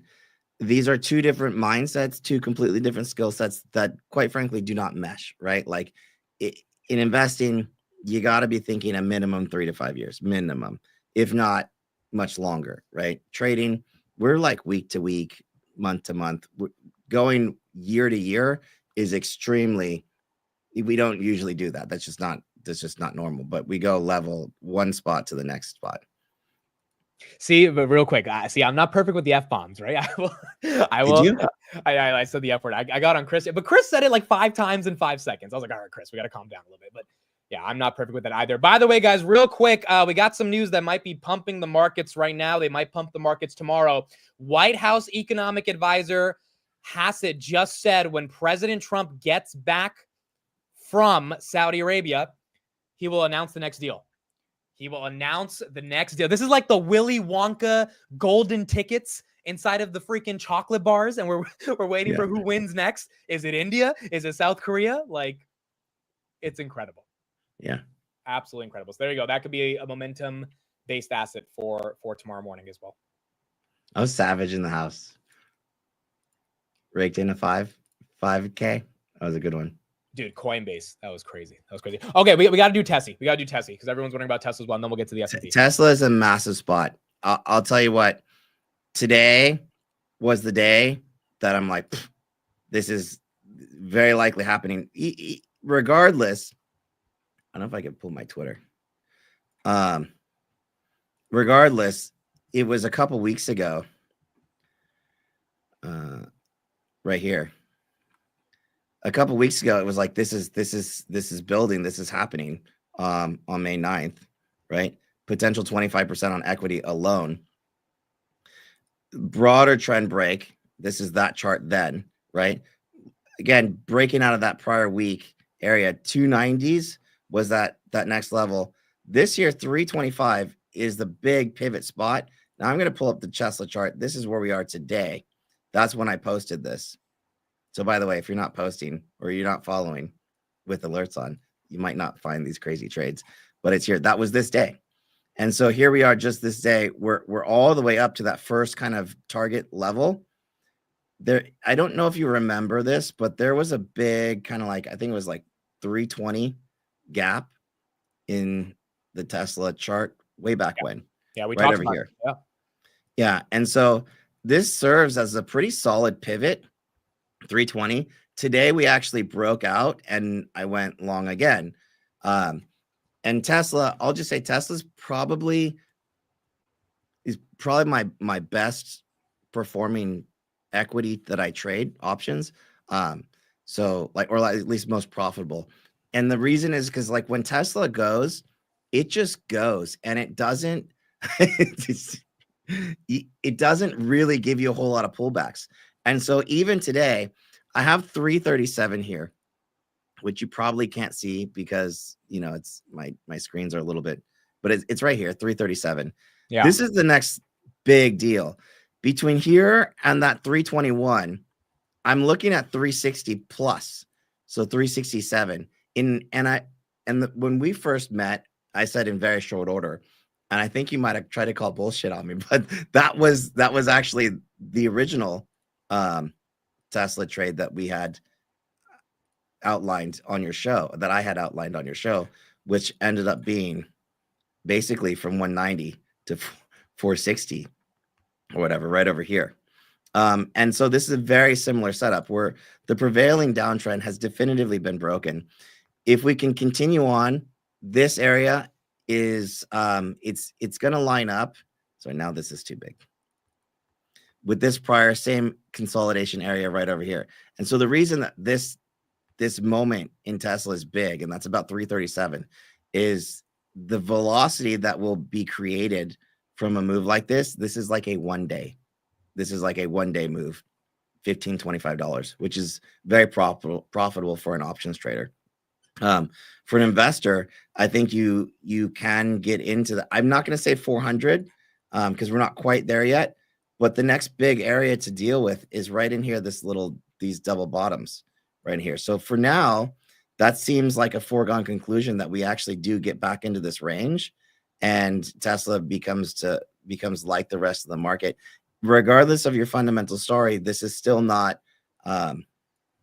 what's the word I'm looking for?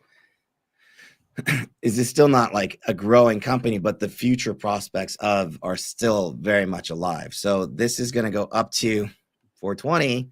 420. If it continues. For now, we have to go one step at a time. And that next step is 360 in pretty short order. And then if we can hold and continue on above that, which is, let's say we go to 360 and we pull back and hold 350s. I'm looking for a little something like this, right?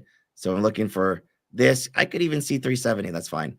Pull back, hold around the 350s, and then we can continue on. 390s would be next stop. This type of move. Let's say in the next, between now and July, mid-July, up to 420. Yeah, it is up to 420. Dude, that like after those earnings for it to get to 4 freaking 20, it's it would be incredible. That is massive. What I'll say here now is that the primary target from that initial trade starting last week was only 360. So that initial target 360, again, trading hat on, not investing hat. That trade completes at 360, 370, and then we kind of wait for the next move. It's possible that Tesla goes sideways for a while in that chop zone, but the next move, if it is a continuation of this press to the upside, would take it to 420. So that's 2 or 3 moves out. Yeah. And it's very possible, again, trading hat, that once we get there, if we go sideways and fail, that we see that 320. What I will say between now and then, that makes this 320 level pretty buyable as long as this trajectory continues. Even though there's a big gap, this is the weekend gap. I don't know that these weekend gaps have to fill. So if you're more longer term on Tesla, I don't know that you need to chase this. But if you do see it close to that 300 again, for whatever reason, that's probably a good spot. In the meantime, if you're long, you just kind of stay long and you look for these levels to hit. Okay, so couple of things. First of all, Nubank is down 2.5. I will try to get those numbers in a second, but looks like the street does not like those numbers right now. Second of all, for everyone wondering why is SMCI pumping, the reason is because they've signed a memorandum of understanding, or an MOU, with DataVolt in Saudi Arabia. Here's the headline. We are excited to announce the signing of a strategic MOU between DataVolt and Supermicro at the Saudi U.S. Investment Forum. The landmark collaboration, valued at over $20 billion, will accelerate the deployment of high-performance AI-ready infrastructure across Saudi Arabia. That doesn't mean SMCI is getting $20 billion, but it does mean that, well, they're going to get a lot more demand for liquid cooling on GPUs inside of data centers in Saudi Arabia. Is that what DataVolt does? I have no idea what DataVolt does, but I would imagine, I know what SMCI does, but no, yeah. I mean, I would just read this as they can now sell that and maybe even white label their tech. right. So if you want to buy it, you buy it through Supermicro. Right. Oh, that's fair. Yeah, that could definitely be part of the partnership. Which net sales could be valued at whatever that number was. Nubank earnings, they missed EPS by 8%, beat on revenue by 15, 11 cents versus 12 cents expected, missed by, again, 8%. EPS is up about 40% year over year. Revenue is up 20% year over year, 3.24 billion versus 2.83. This is actually a pretty big beat on revenue. That's not a small beat by 15%, but the street was looking for, I guess, better EPS growth versus what they put up. And that's why that stock is down 3%. So that's what you got for Nubank. All right, so we have a lot of names to get through. We will get through all those names. Again, Jason will be here for the next 2 hours. We're going to do 5 quick minutes on the S&P 500 because that'll set up a lot of the understanding of a lot of these other names that everyone wants to look at. So AMD, HIMS, I get it. We're going to go through all of them, but we'll do a quick 5 minutes on the S&P and then we'll get into those other names as well. Okay, cool. So if you guys don't follow this stuff, I mean, I do blend from my technical perspective at the index level. I do blend a little bit of fundamentals into this, which is pretty unique to me, at least. But where we are, and I'm just going to do a quick kind of baseline. Where we are is we're actually back to January levels. So I use non-farm payrolls as kind of like a benchmark fundamental event. This is that January non-farm payroll high here, 588.28. The low is 578.55. We've actually come through a huge cluster here, but I'll go ahead and bring this all the way forward. This is that same level, and I put this in a little white box. This is where we are.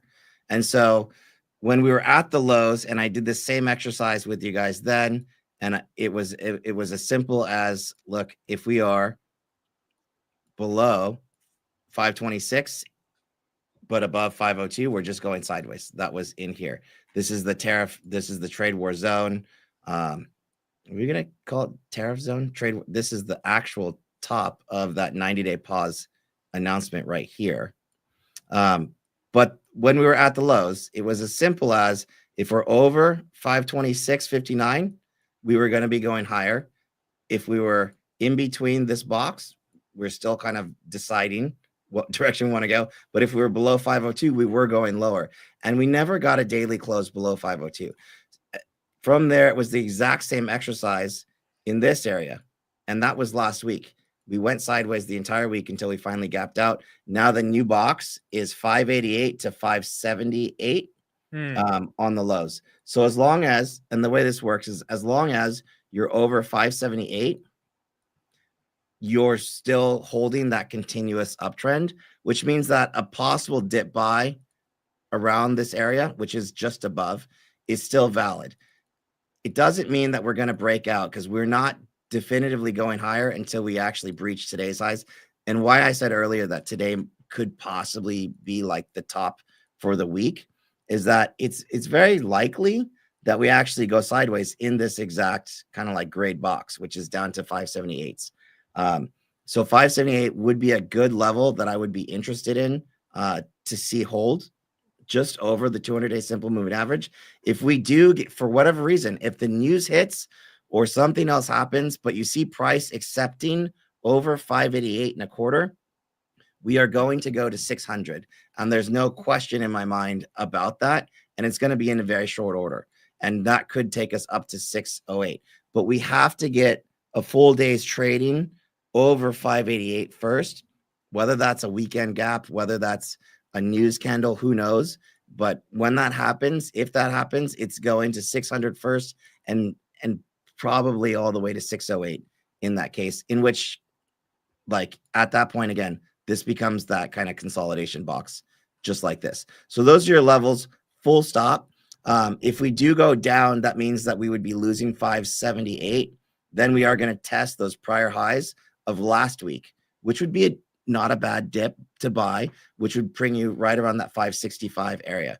So trajectory here, I'm just going to take these down for a little bit and just hold the SMAs up. Trajectory would essentially be, we have a full day that goes up and kind of holds, and then we make a big move, single day move, maybe a couple day move into this 610 area, which then becomes kind of overhead resistance, or we continue to bang our head on 588 and we go sideways, or third option is we lose 578, in which case we will go and fill this over the weekend gap if that happens. But until that 578 actually gets lost, it doesn't, that's not in the cards. The moment that happens, we're going to go to 565, which then becomes a dip that I'm actually interested in buying. Right. So from here, though, what I will say is this is all-time highs, and there's no way from a technical perspective that any kind of technician can say that this is still, again, just like we did with the Nvidia chart. If this was your last high, 575 here, and this was that, what was it, the Tuesday, was it Wednesday? Liquidation day, liberation day. Yeah. Highs. That was acting as that liberation day up to 576 or so. It really had to hold as your absolute worst case scenario, equal highs, potential lower high. But again, when you think about it this way, and I'll just change this to a daily scale so you see it a little bit better. You don't really see equal highs in a bear trend. Does that make sense? Like in a bear market, you don't really see it. Those are like at the very beginnings, but not in the middle of a bearish trend. You have to see lower highs, which why last week's high was such a big deal, was that was the last case, like last possible spot that you could potentially see lower highs. And the second that broke, really, that's what we saw within the market was like, okay, this trend is now completely broken. In terms of like the downtrend, and there's no more shorts. Like you can't really be thinking that this is going to go down, at least not to see new lows down. Can we have pullbacks? Yeah, for sure. But for right now, we are heading into a very critical spot right in here. And even from a fib perspective, if I just did like what's the most bullish kind of retracement, this is the big kahuna level, like 585s. And so as long as we're kind of holding, this is what we're dealing with essentially right now. So it is a pivot spot. And I think my point is to say, where if we do break down, number one, when is that going to happen? So that's going to happen if we lose 578 on SPY. You guys can have to match it up to your charts if you're looking at futures or SPX. But it's this area right here. And in that case, if we do, we will be getting that dip buy, which could be as low as the weekend overnight gap around 565. But you think it's healthy we're holding above the 200-day, like healthily holding above the 200-day right now? I don't think that really matters that much, holding above or holding below. Typically, when we get into that 200-day simple moving average price action, it gets pretty choppy. So it's been very choppy is the wrong word here. It gets like very whipsaw type of move. Yeah. And so it could be violent moves in either direction. And what I'm saying is that it's possible that we actually get a violent feeling move to the downside, but it's actually going to be a buyable dip no matter what. And the fact that that stands from a technical perspective, I think has really just held this massive bid underneath the market, which has been preventing some like larger pullbacks or dip buys, if you will. Right. So we're nearly here. We are above essentially 575 was the big concern about growth scares. So we are just definitively not dealing with any kind of tariff issues. None of that is priced into the market here. This market is priced to what we were dealing with in January. So you have to go back into your time machine, think about January. What were we talking about? It was still pretty bullish. We were actually more focused on potential slowing of growth. So that becomes more the narrative. There is no tariff headline in my mind that can really, like, it just the market's not even counting that. Right. All right, let's get into all these other tickers now. So here we go. If you have a ticker, put it in the chat. Please don't spam.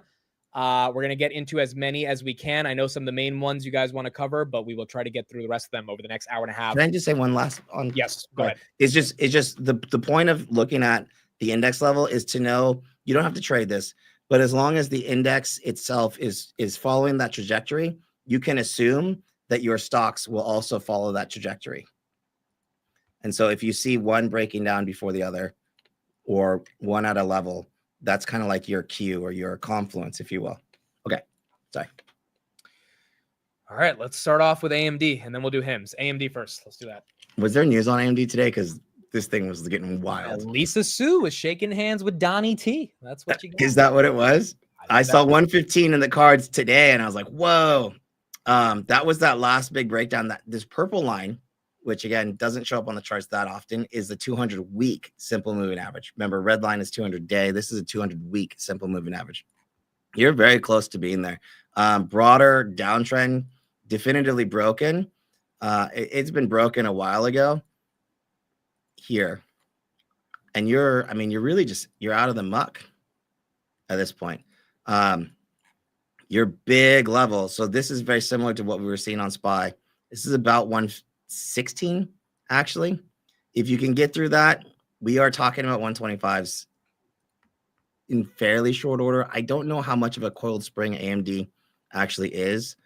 And what did I say before? 140s, or it was last week we were talking about this? I don't remember. But it would be, yeah, it would be in this box. So it would be 125s up into here. Is 140 is big time resistance, which I'll say this: if AMD is actually toying with 145, I mean, whatever is priced into the market here or was priced in at 170 is not really a factor anymore. So if you're still thinking about whatever was going on when AMD was at $70, don't, because you're kind of wasting your time because the market doesn't care about whatever that was anymore. So yeah, I mean, that's, if it can crack through this 117 and that 200-week simple moving average, you've broken through a massive level. You've already gotten out of this like prevailing downtrend. I think this is a pretty big deal. I'm going to pull up the weekly.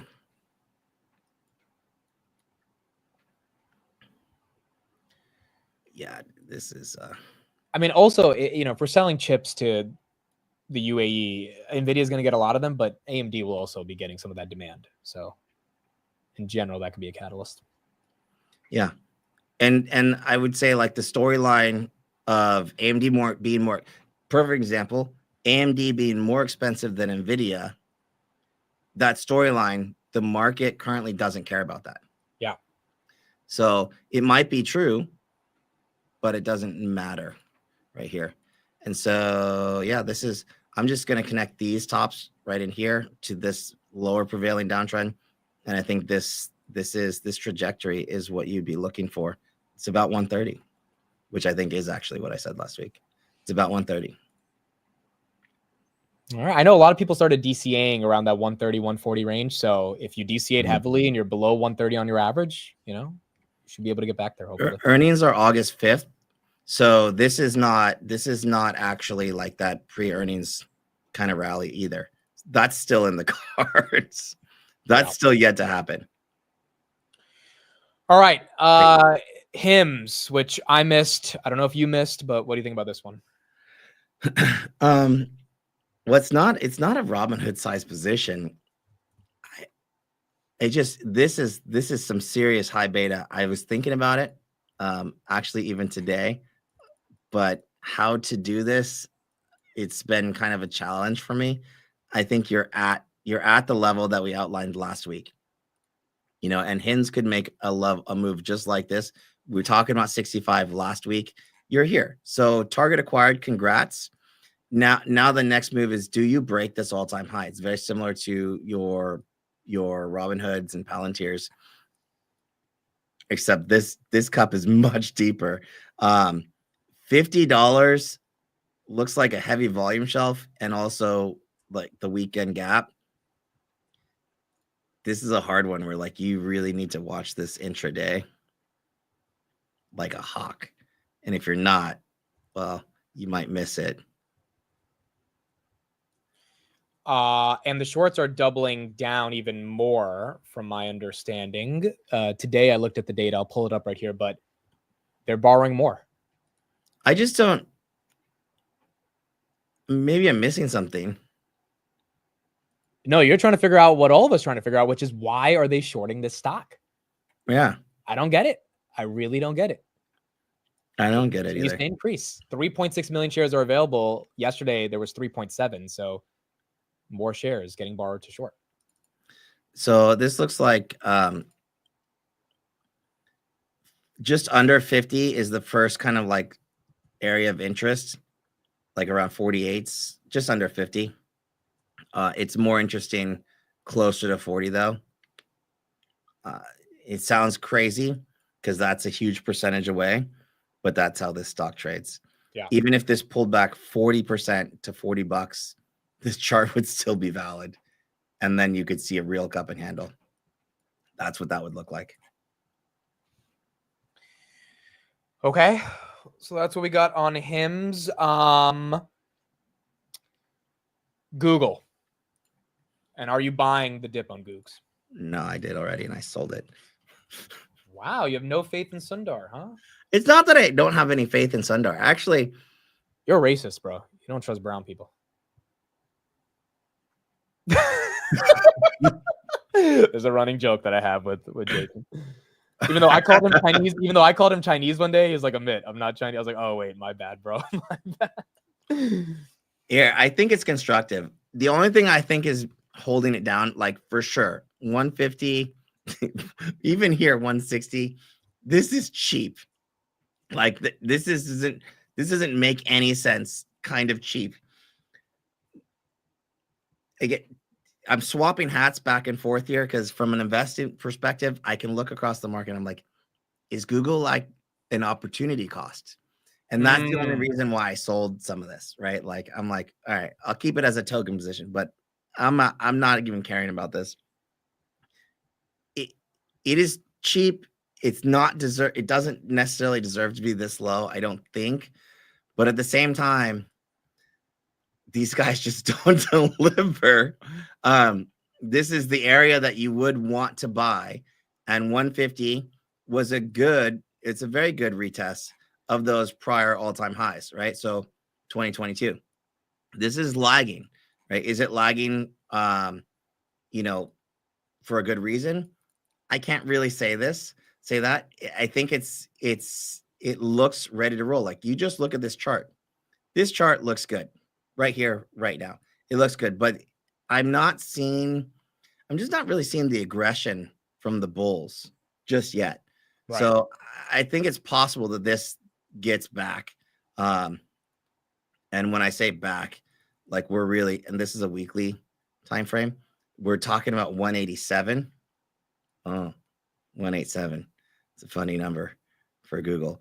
187 is probably in the cards, but you need to be really careful at 187, because the bears are probably going to come in and be like, oh, here's my head and shoulders.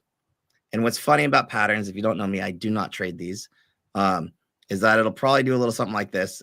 That super bearish pattern is going to get invalidated, and then it's going to become super bullish pattern. And I'm probably going to miss the whole thing because, you know, maybe I don't know, but that's likely the story that I see playing out. Not that I have a crystal ball or anything, but yeah, that's kind of what this looks like.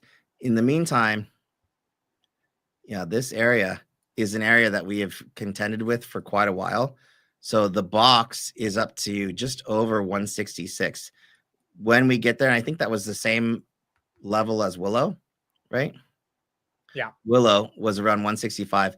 And so that is, and I've just zoomed in a little bit so you can kind of see what I'm talking about. This area, we've been banging our heads against 1, 2, 3, handful of times.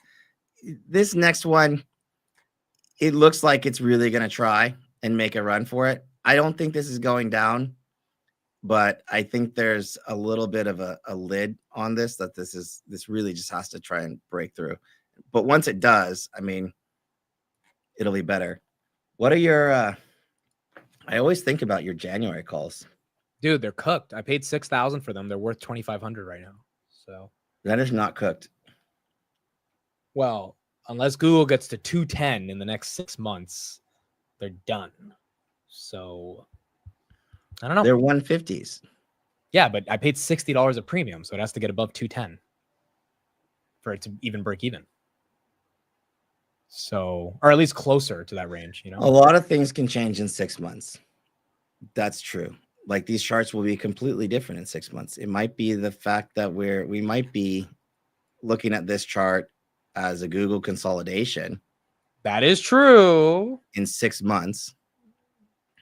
And so, just for shits and giggles, is that can I say that? Yes, you can say that. That's okay. Dude, that's fine. Chris said the F word like 5 times in 15 seconds. That's why I was like, okay, this is getting too aggressive, but shits and giggles is fine. And he said it with some passion, bro. He was letting that one out. 240 by end of year. Yeah. Let's say this is not like, this is crazy. We got new all-time highs. And basically taking this consolidation, same exact exercise we were just doing. The halfway point of this consolidation is 240 to 250. A full doubling is about 270. I don't see why that would happen to Google today, but again, anything can happen in a year. There you go. We might have Google 220. Yeah. So I don't, if you're even close to that, I don't think 225 is bullish enough, is what I would say. It's either going to 250 or it's going nowhere, and you are in fact cooked. You will get some like indigestion on the chart around that 187 level. It might even look like it's going to pull back, and the bears might look like they have this. But when I played that kind of fake scenario out, that's very real. And it's what you see all the time. When a very bearish pattern emerges and then fails, it's extremely bullish. Yeah, and also, dude, like okay, the IO event is in next week. If search revenues don't decline year over year for a consecutive quarter going into Q2, if it's like flat, and they have their growth and they have their buybacks. I mean, it's going to be really hard for the types of money that is out there in a bull market, all-time highs, to keep Google at 160. So you do Yeah. have a point that there's some serious consolidation that could be happening right now. July is the next move. So let's say I think it's possible that we see between now and July, by next earnings, it's possible we see that 187. And then they have a like disappointing earnings and it pulls back, right? And then it goes sideways. And then November hits, which is the most bullish time of year, and you have this epic run. That would be that trajectory, my friend. Well, here's the other thing. I got into this trade, quite frankly, with Pelosi. You copy traded. Yeah. I copy traded Pelosi. Does Pelosi lose ever? Is she going to take a L on this by the end of the year? You know, you're about to find out. She might have even taken the L already and left you in the dust holding the bag. That's true. In like 20 days, I'll find out. But she's up on her Nvidia handsomely now that Nvidia's got back to 130. So it's no Amazon's working out, Nvidia's working out. The only one that's not working out is Google right now for her. Yeah. So Google here is consolidating. I think it's dealing with a lot of people toying with is this an opportunity cost idea or not? I think in the long run, it will work out, but that's where we are. You don't have any Willow. You don't have any of that priced in. So you don't have a huge risk, but it's a laggard. It is cheap. The cheap do get cheaper, but eventually, again, 3 to 5 year time horizon, you're probably perfect here. Yeah. Okay, let's look at one that had one of its worst days ever. UNH. Are you at all interested in buying this dip from a TA perspective? Dude, I am. I just, this whole time, like, you could have slapped 3 letters together as long as they weren't TLT, VIX, or UNH, and you would have been printing money. Seriously. But there's one of our guys in the chat too, Analyzer. I don't know if he's here in this chat, but like he was yelling for this. It's like we have this trickle down, and then you have the big rug pull, which is the CEO leaving.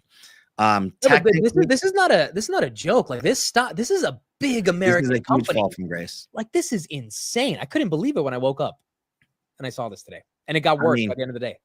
It's been interesting for a while, but like what we've been saying in our group, because we've been watching this literally every day. Somehow UNH was managing to make a new low. Yeah, like almost every day since that horrible earnings. While the market, mind you, is just ripping to the upside.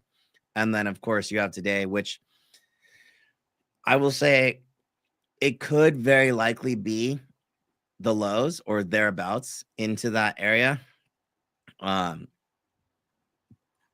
there's something wrong in general. And what's if I had to guess here, what's more likely to happen is that, okay, so we have the CEO leaving, right? That he's gone. The new CEO is in, who is legacy UNH, coming out of retirement. You're going to need to give him a couple quarters, but yes, this is interesting. It could be the beginnings of some kind of cultural turnaround, but it's going to take time for the new CEO to figure out, get in the weeds, what's going on, who was the old CEO. So if there's anybody that could do it, it's probably this new guy. But what skeletons are hiding, I do not know. So net, this brings it into this kind of little box here, which happened. It is a big box. It's below 325 down to 288. So it's like a $50 range where, I wouldn't, again, opportunity cost. Like, I think you could pick at this and it's possible, but you still have the risk of not knowing what skeletons the new administration or the new leadership team is going to pull out of the closet. And so I think that keeps this a little bit stunted. For now, you just got to wait till this thing stops making lows. Like, just wait for it to stop going down. It's like every day it's a seemingly new low. So you can watch it very closely. But again, if tomorrow, it's even like if tomorrow we're not seeing new lows, I don't know that that's going to do much, because you might be the next week is a new low and we see it at 288. But yeah, this has come a long ways down.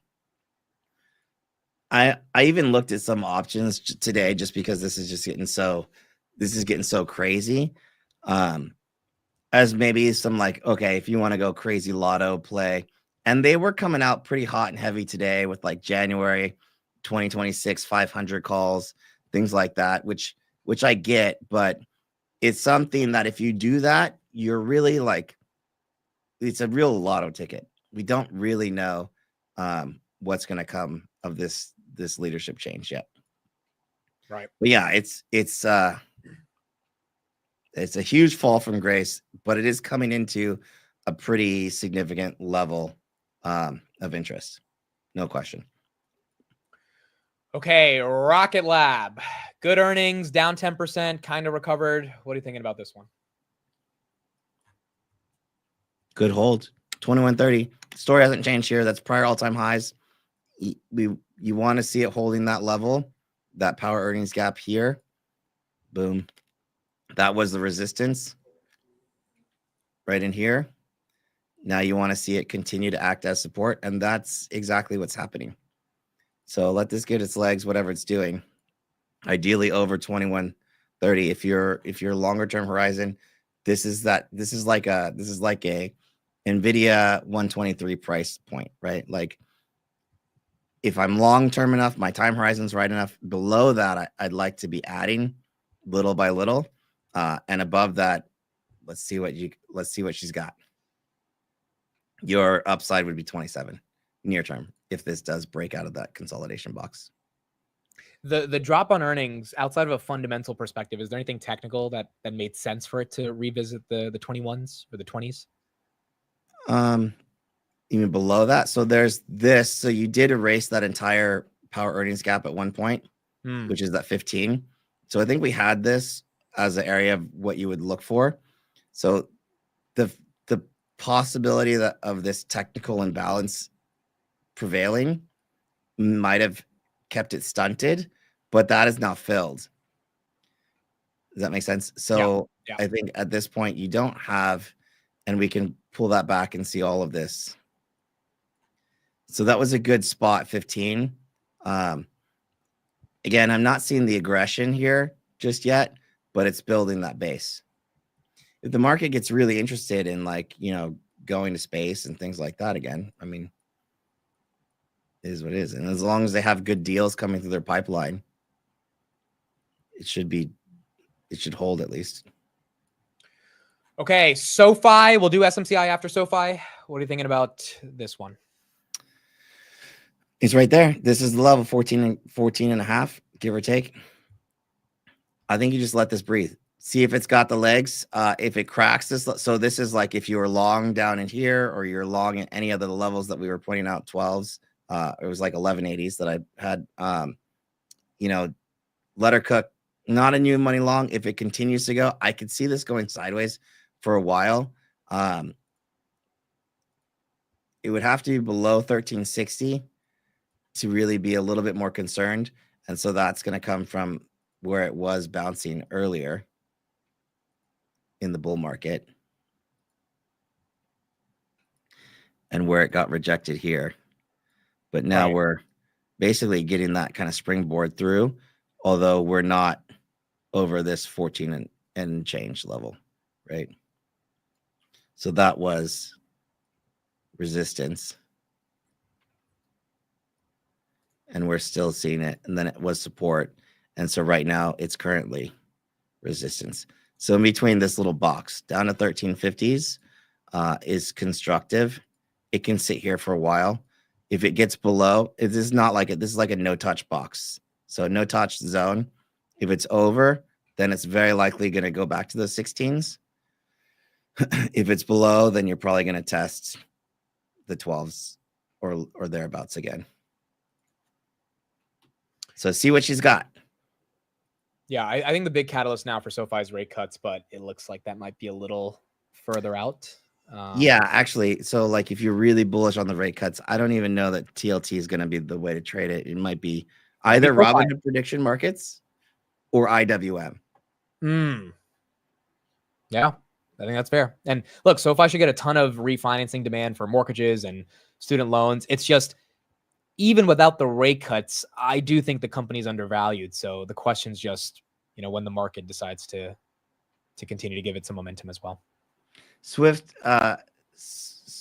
Lee's, Amit and I were going back and forth just the other day on, do you want to do TLT? So real quick, I'm going to give you about a 3-4 minute break. We got a Robinhood executive on CNBC. Let Jason catch his voice a little bit and let's see what he's saying about retail traders. And then we'll get back into TA. And that story, Steve, this is big, and it maybe is the resurgence of the retail trader again, but it's not meme driven this time.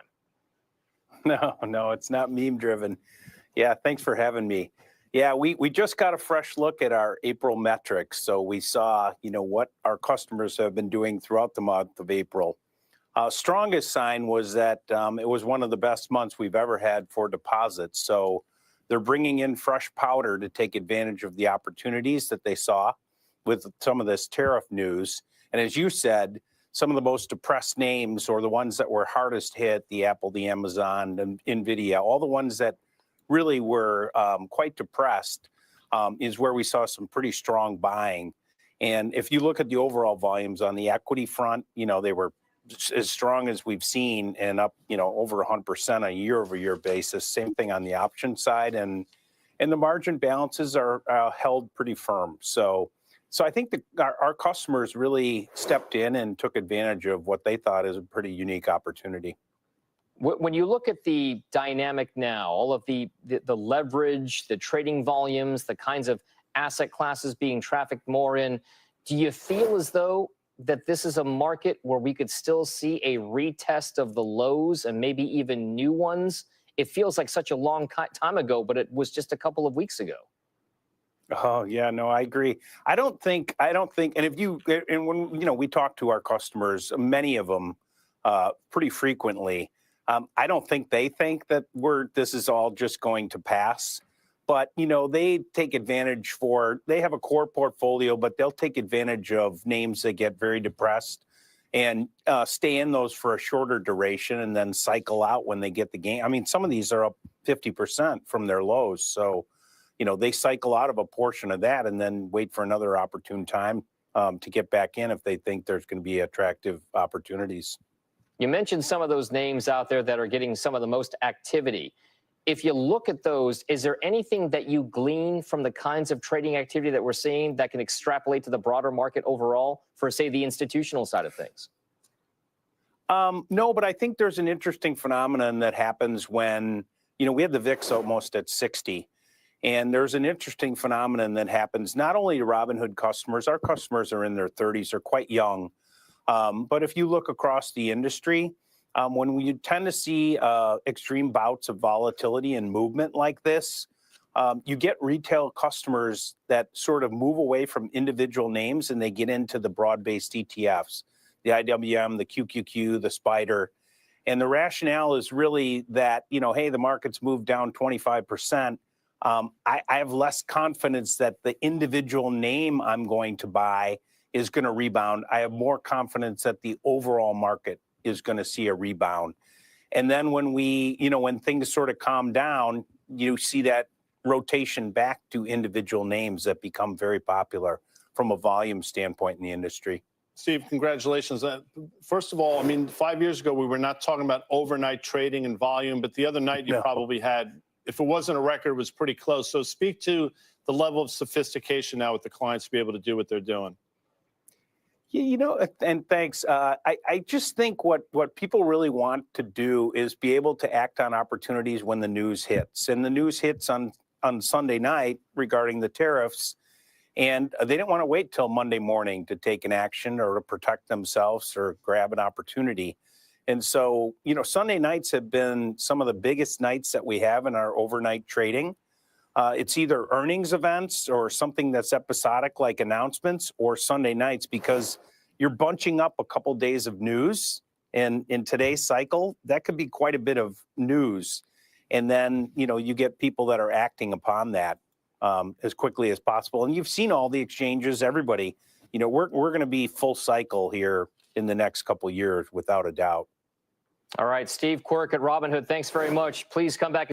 The third biggest overnight trading session they had was last week. Pretty Over the incredible. weekend? Over the weekend. I mean, Pretty incredible. So there you go. it is crazy. I still like your question about like what kind of customers are getting this. Oops, sorry. What kind of questions are getting this? I forgot what ticker we got. What kind of customers are they getting from those deposit matches? Oh, right. Yeah. You single-handedly moves the stock. It was great. No, but this thing fell to. It fell to 45, and I bought the dip on earnings. Right, like that earnings did not. Dude, it justify fell to like 45. 30, and I was like scared. What a loser. Yeah, It's so funny to see how you flipped. Like I was like, I don't care what happens, and then I was like, oh my god, it's gone too far. Dude, and now I'm was cautious, and you're like, I don't really care anymore. This was in March. Hood was going from 60 to 30, and Jason kept buying the dip, and I was like, I'm not buying this. I'm scared. And Yeah. now I'm just like, I'm buying, and Jason's a little hesitant. Like, but for the next 5 years, we're both so long that probably not gonna matter, you know. Okay, cool. So we did SoFi, we did Hood. Can we do a stock that you love? That, and I'm curious if you bought the dip on this, but Apple. What are your thoughts on this one? I did buy the dip. I told you guys last week, and we did this free webinar on like the thing I just did on the technicals, and they were like, it was down the very next day, and they're like, I want a refund. I'm like, it's free. And now look, right? So last week, what I was talking about was that, of the pullbacks that were available in the market, Apple was the most perfect. Apple was doing exactly what I wanted to see the market do, which would have like 215, pull back, retest the 20-day, retest essentially that 90-day pause tweet right in here. Yeah, we actually got a bad headline the day after, and it went slightly lower. But I mean, I'm long, baby. I'm back in. And I'm back in for probably a while. Like Tenet looks like something's happening overnight. Is it pulling back right now? Oh no, I'm sorry. That was as it was happening. Okay. So this was a headline about Google, about, I think it was Eddie. Oh my God, Eddie Q on the Google antitrust announcement. It started to come down. Even that did not it really didn't push it very farther at all. It was just that very next day, then boom, that ends up being the low.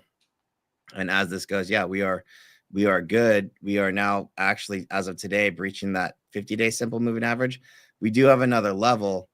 And again, as long as 220 was that big level before on Apple. And I think that is what we want to look at. I say we. So if you're long Apple, 220 was kind of like the line in the sand. See that big breach right here? When Apple lost 220, it was like a death blow in general. And the market and Amit was like all those Apple bears. They were just like, I told you that I told you so. I told you the Vision Pro was a lost cause. Failed. I mean, it's fine. It's whatever, right? But here we are now, coming out of the weeds. As long as it's holding, again, this week, this is just 2 days, but getting up and over 208, I'm just telling you, that's a big deal. So as long as that holds, I do see the next level that we need to deal with is that 220. But I'll tell you this much, Amit, if Apple reclaims 220, the market's going to flip on Apple in general, and they'll be like, okay, we're definitively going higher. Of course, we will say, Apple will benefit from net inflows across the board if the broader market continues. So I think that is a little bit of a possibility for Apple to turbocharge. And then you sprinkle on some kind of tariff deals. I mean, Apple here now is like Nvidia at 115 before, where it's like, if it makes another leg, it's going to be a pretty big leg. Because Apple is still in that complacency mode. It's not in like greedy mode. Right. If that makes sense. Sorry. But you do think there's other opportunities that are better, you would say? No. Okay. You like Apple. But the thing is, and that for me, I'm like, I would look at Apple. I mean, hoodie. Debate it. probably better opportunity. Right. Sorry. So I joke, I kid, but there's a question, like for me, it was like, okay, Google, Apple. Both of these have a lot of headwinds, right? Both of them, definitively. But at the end of the day, I feel a little bit more comfortable trusting the Apple leadership team to get out of this mess than I do the current Google leadership team. And that, in a nutshell, was my decision. Like, that was my logic. Got it. Okay, SMCI, thoughts on this one? 20% on the day. Yeah. Is this live? No, they just got a deal. Was that after hours? Kind of, yeah. All right, so I have after hours on now. This is where, I mean, it's cool. Someone asked for DELL. I've been on DELL. I like that better, but this is not horrible. I'm going to pull this back just a little bit. So this pivot was from over here. This is SMCI's, one of SMCI's big breakout quarters, like more recent breakout quarters. So you're basically pricing it back to 2023 levels. Although at this point, I'm seeing like 47s. So right here where it broke down, you're essentially coming into this area right here. If it does continue, I think you just wait and see. If you see a little bit of a pullback that's just under 40, but like as close to 35 as you can, and it holds, if you like the stock, that would be a decent spot. And then this chart begins to look a lot better. It's not until it breaks 50 that the market's really going to be like, oh my God, SMCI. But if it does break 50, then you're kind of like on that squeeze. Like you can kind of get a little squeezy at that point, meaning like you could overshoot. Yeah. Okay, that's fair. And again, this one getting a big update from that Nvidia news today. What the Nvidia news? Well, just that they're selling a lot more chips to the Saudis. How about Meta? Meta looks good. I haven't figured out how I want to trade this one yet. I was mostly focused on Tesla towards the back half of the day, but I'm going to do this kind of live. So I'm looking for a dip to get long on Meta. I call it Meta. The problem is at 230 just feels like too far at this point. Meta has this tendency to have really good mornings. Got that double bottom too. Really good mornings, and then give a lot of it back midday. But here we are. So the halfway point from swing high to swing low, this is again from a daily perspective, we're way beyond that. That was 606. The reason I have this little kind of area here is that this is like the max bear zone. And so that's 645. There's part of me that's thinking, so, okay, first of all, where I'm going with this is that this thing looks like it's 700s again, like sooner than later. Yeah, I agree. And, so to that end, it kind of gets me thinking like, where do I want to buy a dip? A good dip, I think, would be around that 640 area, this prior high right here, 638s. But it seems so far away. So in the meantime, what I need to look at is essentially where are we coming into? It's possible that we see a 645 kind of retest, which is right into this area. And this gets me kind of this little hidden area here. So 638 is good. I think this is what I'm finding here. This is and I'm doing this live because I'm interested in this right now. I see this little wick. That's just around 640. I think as close to 640 as you can, if you see it holding. I don't want to chase it here because we have this kind of overhead at 660, but I do think that we make this trek essentially into the 690 near 700 area on the next press. So for the next move higher, if that trend is to continue, I think we're good. I don't want to see this below 630. Below 630, then I need to like wait for a full 600 retest from a trading perspective. But yeah, in as close to 640 as I can, I think near term becomes kind of like that target area without getting too picky. Yeah. I think that's the problem with a lot of traders right now is the over precision. Over precision can be a killer because if you really want that that pullback, you might just not get it. Not to chase it, but like if it's going, the other thing is too is if it's going over basically to 660, then I do think that we're in for that move to those 690s in very short order.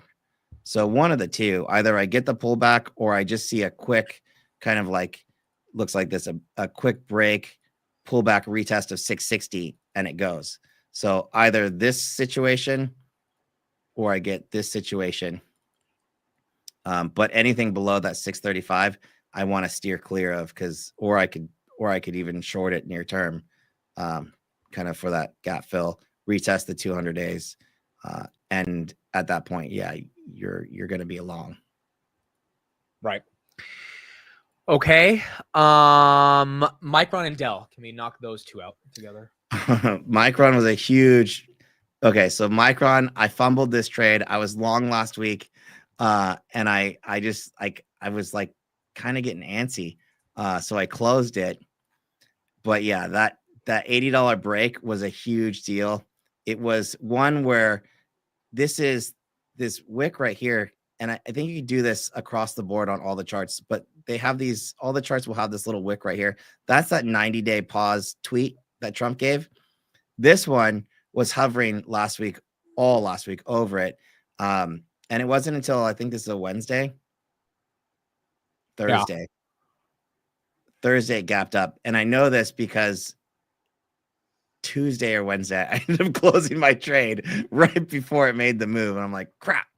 But it's okay. But the move was, it was literally right back into this box. And so the box is here.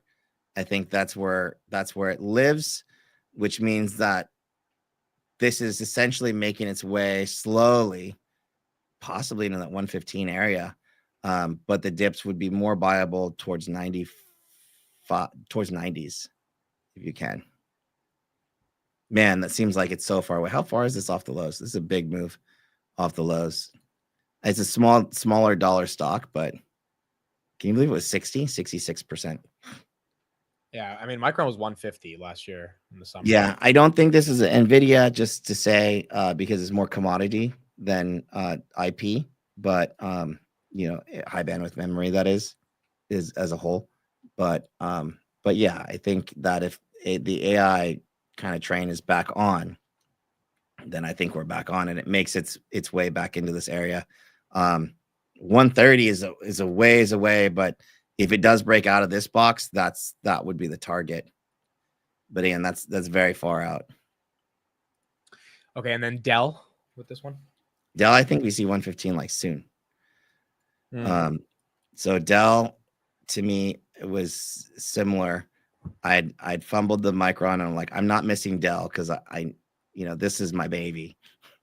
I say my baby. When I come from tech, I was like big time Dell reseller. So whatever. But I have this area here that I'm looking for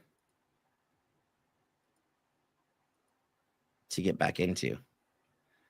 So this is still under the 200-day right now. We're getting a little bit of resistance, but I think, the news about like what have you on Nvidia today kind of helped the entire data stack, like hardware, helped the entire hardware stack. We filled today a bit of a session gap, what we say overnight gap. That was a breakdown on Dell. If this continues, it is right into that 117. So this kind of gray box is what I'm looking for. That gives me 113 up to 119. But this, again, that kind of like prevailing downtrend has been broken. the near term one. And this is going to line me up to really just come into this area here and then pause, which, I mean, that's as high as 125. Right. But that's it for the trade. Right. From a trading perspective. This one, I don't know that I would chase it. I'm already there. But if you're over like 110, that would be the move up into as high as possibly 125s, but no higher. Not right now. And there is other gaps to be filled, but again, technicals, trading, it's literally one step at a time. We don't shoot for like 140s at this point. That's not how that works. Okay. Can we do Target, which is a stock Steve is getting excited for on the fundamentals? Does the technicals look attractive to you? It is down like 30% this year. And it's freaking Target. It's not going out of business, right? When was the last time you went to Target? So I don't go to Target a lot, but like a lot of middle-aged women go to Target, and they're the ones who have all the spending power, right? So did that hit you differently just now when that Robinhood guy said our average customers are young, and then it said 35? He said in their 30s, yeah. Well, I mean, that's young. I'm like, I was thinking, and I'm only mentioning that because you said middle age. They're just not old, dude. The average customers are just not. Anyways, I mean, they're realistically, it's like 25 to 40. I would say is the average age for a Robinhood customer. Maybe even younger than that, but yeah, I mean, but look, in Target, I mean, dude, my mom goes to like no, women okay, love so I go to Target. This place. I go to Target. We buy stuff at Target. I'm lining this up. This is a weekly chart. That $90 level is a perfect match, right, to this low. It is also, so that's on a weekly perspective. So that's a perfect match. You don't want to see it go any lower, really. I think that if the general market does go into a catch-up trade mode, this is one where that could be the case. What I talked about on the other charts was like we look for that kind of 90-day tariff pause tweet. And that's right here. So yes, to Steve's point, this looks very interesting. I don't know that I could say exciting, but you're outside of the tariff turmoil zone, which is here, and you're now retesting it. Right. So from a technical perspective, this is a textbook breakout retest. What you typically want to see is some kind of hold and then continuation. At which point continuations, it's not a lot, is to 105. So that's why I was like, I can't say exciting. And then you kind of continue on from there. And this really brings me to about 120. From an equity perspective, if you're in around 100 and you get to 120, that's 20% on equity. I think your first stop, though, has to be this kind of consolidation low here. So when I draw this across, that's why first step is going to be right in that 104. You want to see it continue to hold, break through. And if it does, yeah, it's into 120s. But the downtrend, the difference between Target and the rest is that the downtrend is not broken. It is just stopped going down. There's a difference between like you're going up and you're not going down anymore. Does that make sense? So if you're over 110 and definitively if you're over 120, then you are going up. In the meantime, I think this could be consolidating for a while and still be valid. So what would be interesting here is if you could sell some puts at levels that you would like to get long, I think while you're buying equity at the same time, that would be a way to, as an investor, actually get long this stock if you like it. Right. I do not have any like major break of structure, but this is one where yesterday, it's out of the tariff zone for the first time, big time laggard. and coming back down and retesting that tariff zone today. So if this is showing that there are trade war implications still priced in, that should be mispriced if you look at it that way. On the other hand, is it tariffs or is it consumer that's being priced in? I don't know. Right. But I tell you what, dude, I go to Target because we do have a boy, and we go to Target. I even buy Target gift cards all the time. I don't know. You don't like the experience in Target? The shelves are kind of, it depends on the Target that you go to. There's a lot of Targets too. There are. But it's interesting. I wouldn't say exciting, but it's interesting. Yo, I just had a thought. Wouldn't Target be the perfect spot for a first date? I mean, are we talking about Starbucks inside the Target or just going shopping? Just because like they love Target.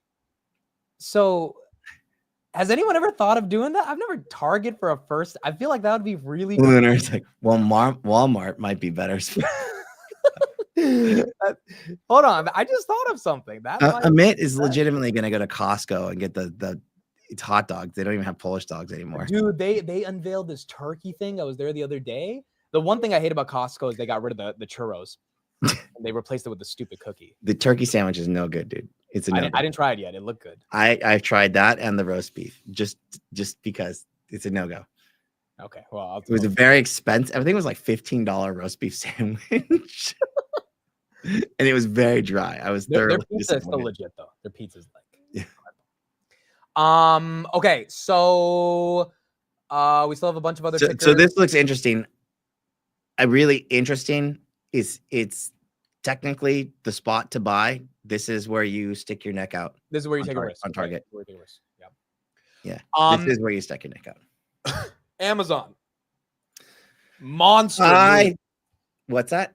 Monster move from 180. Monster move. I have a feeling that Bezos woke up this morning and decided to put his orders in. Did you see that? You think he sold into this? You think so? I think so. It wouldn't surprise me.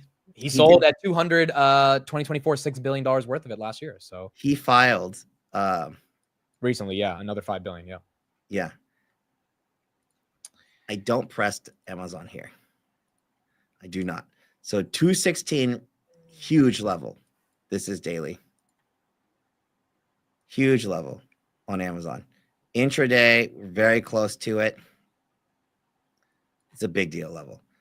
I don't think you pressure bets. I don't know why Amazon just had this ginormous gap up overnight or over the weekend. It was bigger than the broader market, I think.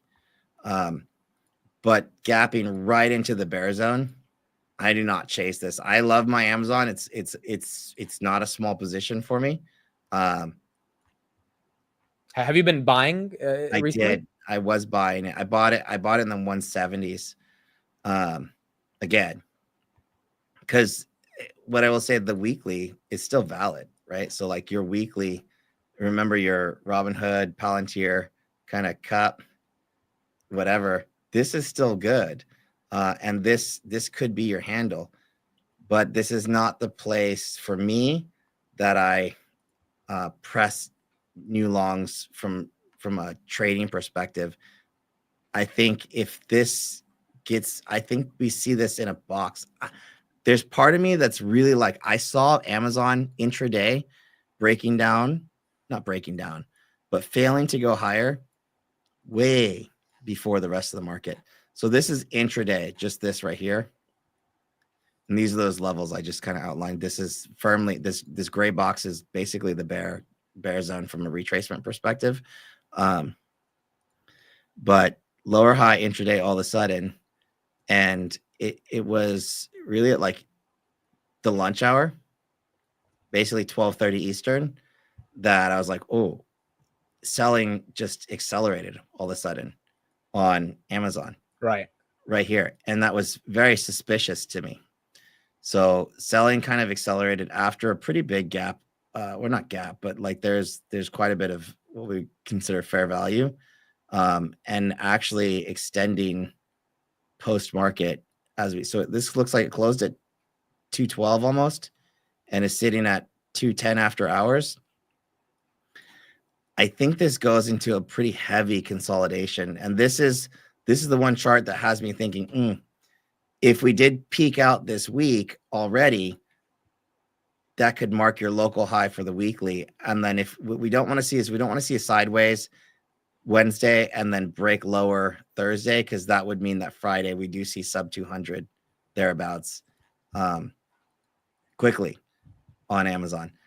In which case, I think that selling calls on Amazon, just my gut, is preferred here, and potentially like looking for this to get trapped in between this 215 and maybe $200 zone, and maybe we see people creating that $200 area as support again. So I was actually thinking about neutral trades on Amazon, not really directional, because again, anything that's a pullback in the market as a whole is like buyable, but there are certain things that look like they might have a lid on them for at least for the next week. By the time we have a weekend and we meet again, this might be over with. But yeah, I don't think this is ready to continue straight away unless there's some kind of headline. Okay, grabby grab. I saw a 5 handle on this thing today. Did I? They finally let it close at 5 today. There it is. She's trying. She's really trying, but I think she's being held down. By what?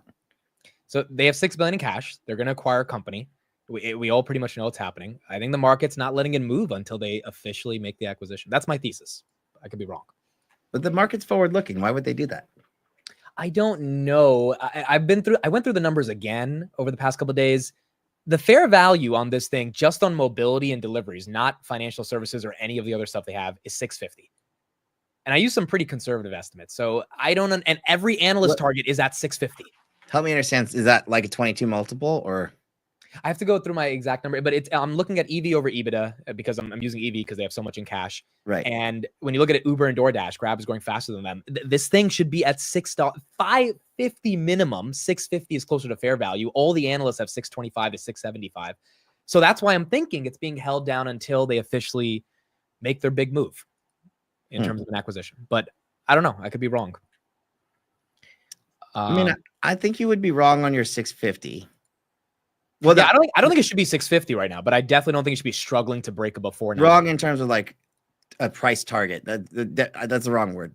Fair value, I think, is fine, right? But I think the market, if the market likes it, then it would be better than fair value, right? So that's not including any kind of premium. Premium would be more like 750s, to be fair, and actually fits with like a technical extension. Again, same process here, just kind of taking this area. If this is consolidation and I want to kind of mark that 50% move, that 50% area is going to be right in here, about 7.25, just around $7. And a full doubling of this consolidation does take you to $8, which I think is well within reason, given a catalyst of some sort, if there's a catalyst. The other issue is they have 4 billion shares outstanding. So that's something that tends to hold it down, even if there's big volume. Yeah.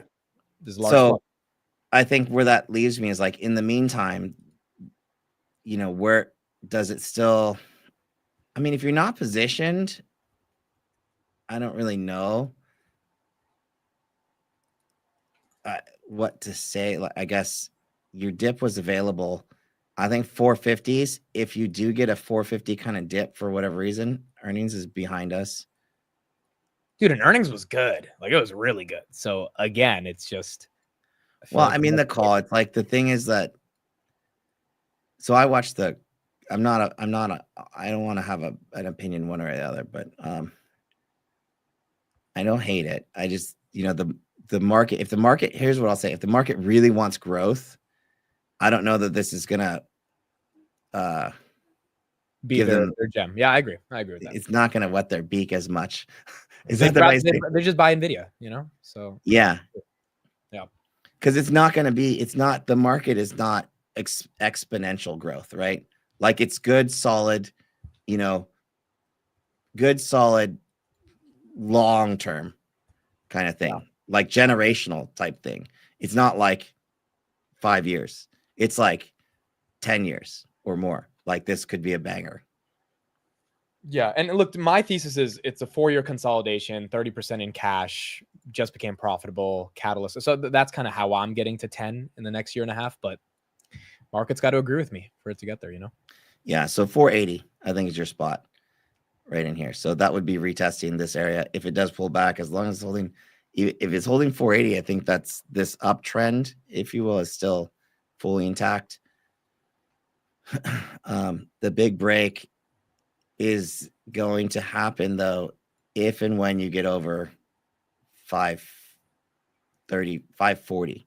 If and when you get over 540, it's $8. It's 7 to 8 quickly, but you're not quite there yet. But if you do get that, it's happening. Okay, the American version of Grab, Uber, all-time highs. Is it though? Is it really the American version? Grab's really the Singaporean version of Uber, to be honest.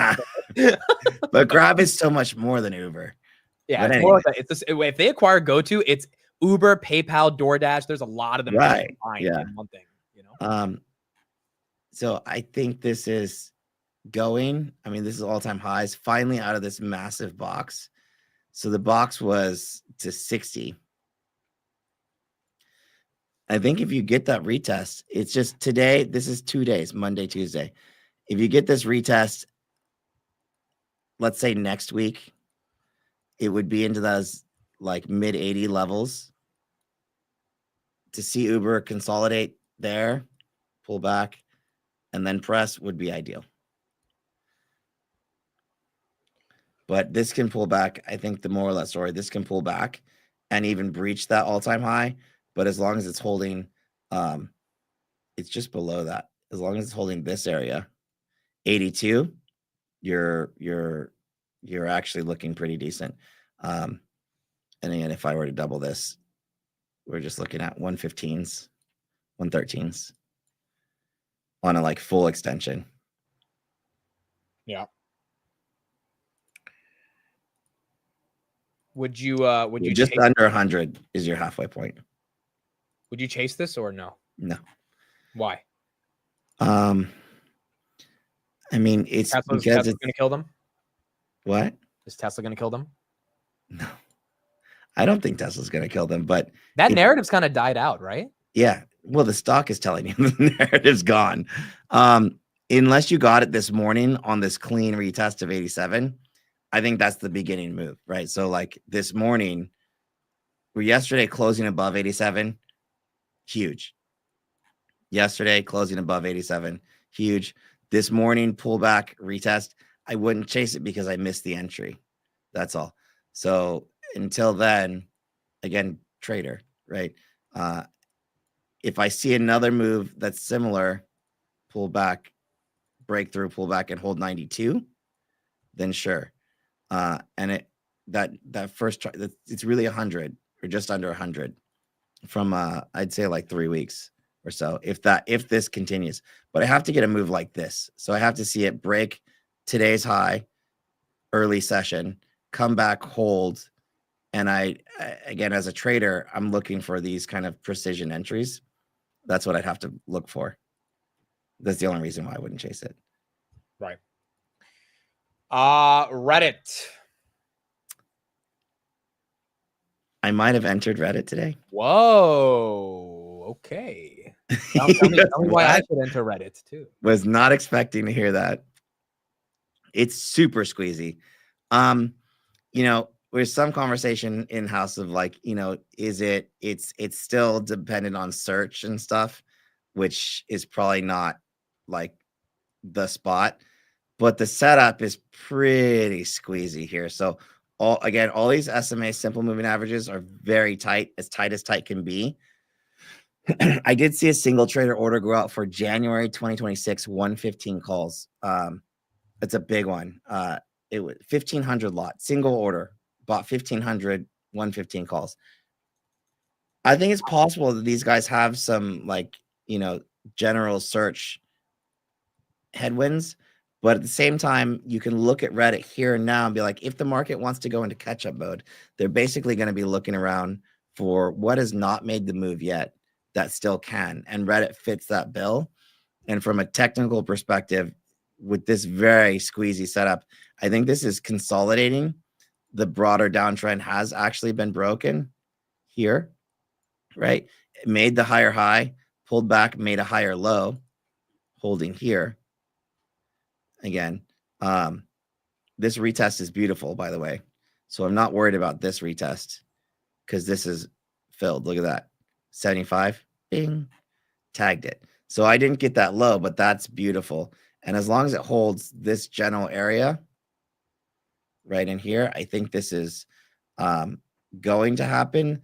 I think the real question is when. So the when is like, well, if the market goes in catch-up mode and we do get a little bit higher tomorrow, this would be one of those that I could see a huge gap up on. I mean, huge as into one, just this upper bound is 125. So again, mind you, trader, not investor, but the trader could say easily this can just on a, even if this is a dead cat bounce, it's a 125 easily, and a real recovery would actually take you into this very high overhead support supply. That's 156. So yeah, Reddit looks interesting to say the least, especially holding that 113, 110 area. I think it's interesting. I was thinking of buying and selling calls on it. And I know I did that before, but now I feel like it's been through the ups and downs where it's a little bit more If stable. you did a post-mortem on your trade, what would you do differently? I wouldn't have sold the call. Okay, so maybe we just do that. Yeah, but what if it doesn't? Goes, yeah, but dude, is it gapping up to 250 again? That's why I regretted selling the no, call. but I'm telling you, I can see 150, which is a lot. That is a lot. That's fair. That's and even a 125 on a. So the way I do it is probably riskier than what most people think of when they like what investors think of for options. The way I do it is I take a small stab early, small stab weekly. I don't go out and be like, oh, I'm gonna marry this and buy those January 115s. For you, I actually think that you could, because I can look at this and be like, something's brewing here pretty heavily. I'm a very active trader, so I can take a quick stab and maybe close it. For you, since you're live streaming and doing all this analysis all day, I think it does fit your style to maybe go out and do it a little differently. You might have been able to save some. Did you just buy equity or did you buy calls? No, I bought equity last time. Yeah. And then basically this price, 115, basically this price. Well, so we could think about it. Like, did I think you could do that, but go look out to those January 2026 115 calls. You'll see exactly the order that I'm referencing today. There it is in all its glory. It stood out like a sore thumb. 1,500 of them, single order. I see it. That's aggressive, dude. For Reddit, I could look across the chain again. Options guy, I look across the chain. Number one, look at the chart. This chart, here's what makes me more interested in something like a Reddit, is that this is 66 days. It's gone absolutely nowhere based on the chart, right? Yeah. Also, I pull up the option chain. Volatility is at the 15th percentile. I mean, it's cheap. Volatility is low. So if I can get in something where this is a blackjack table that you can sit down at, if you get a blackjack, you're actually going to get a 4-to-1 payout instead of your 2-to-1 payout, basically, because you're going to get both the benefit of increasing vol. If you go long options, the payout's going to be a little bit better. I can look at net volume today, 42,000 calls versus 10,000 puts. That's a bullish skew. A lot of them kind of between market, but yeah, I mean, generally speaking, it doesn't look bad. Okay. It looks like it could gap like $10 instantly. Right. No, and it's always been a fast mover, which is why I like buying it in January. Before we do Bitcoin, can we do CleanSpark real quick, and then we'll get into how you're thinking of Bitcoin? Why? Because too many people are asking for I'm it. joking, dude. Did you see the amount of UNH requests after we just finished doing UNH? People love UNH, CleanSpark, and freaking SMCI. These three stocks. It's people love it. But we'll do Bitcoin after, because I know there's a Bitcoin thesis here. But do you see anything in the charts that look nice for CleanSpark? Is there a Bitcoin thesis? I mean, we'll get into kind of how you're thinking of Bitcoin in general. Oh. Because I know that affects CleanSpark, obviously. Maybe, because Bitcoin's up a lot and CleanSpark's not. So yeah, I mean, Bitcoin's like towards the highs. CleanSpark is nowhere near the highs, which I think is where the detachment is. And maybe if like people are thinking, oh, the miners can be a catch up. This is why miners are not good Bitcoin proxies in general as a general cohort. Not even Coinbase, to be fair. Coinbase is nowhere near the highs that Bitcoin is. So people like to liken them to crypto proxies, but they have their businesses, they have earnings to deal with and all that stuff. So anyways, Coinbase is at a pretty big deal level, like big deal level, huge pivot. I think that if it does get over, you could possibly see, so this is the 16 area, the last kind of trouble zone. So this is where it was consolidating for quite a while when Bitcoin was towards the highs. It broke down, quickly flushed like, I don't know, 70% or whatever that flush was. That was huge. Anyways, 50%. And then actually was able to make it back, retest, and then eventually break down again. So this $15 level remains your major overhead resistance. In the meantime, this can chop around as high as like 12 on CleanSpark. Is what I'm seeing. Yeah. But it's not really in that breakout mode. So we'll use my volume profile here on the right. It's not really in that breakout mode until you're over 1230. Really like right here, which is still a bit higher. So I guess the question is, do you think that it gets there and ultimately makes the move into 15? Because this move from here to here will happen much faster. This is like where you're going to build a lot of velocity from like 12 and a quarter, 1250 straight into 15. It's going to be like 1 or 2 sessions done. So that's happening where it's building. It looks decent. You want to move on to Bitcoin? Yeah, and guys, SMCI is up 5% after hours. I think it's because of that Saudi news that we talked about an hour ago. So we already did TA on it. You can rewind and check it out, but this is probably moving because of the Saudi news right now. I see a bunch of other tickers. We'll do Bitcoin and then we'll get into rapid fire and we'll try to get through like the last 15 names quickly. But we'll do Bitcoin. So Bitcoin on a daily perspective, I've had this level here for a long time. That was 103. And, you know, for me, it was like, this can be in the box and it could get to like 103, even from down there. And you could still be in a bit of a trouble spot. Sorry, not 103. It's 104. So what I'm doing is I'm going backwards in time to the chart all the way back to January 31st. And this is where Bitcoin really started to break down. That's about 104. So here we are, nearly back to the scene of the crime. If you did not know, now you do. But this is that big twice.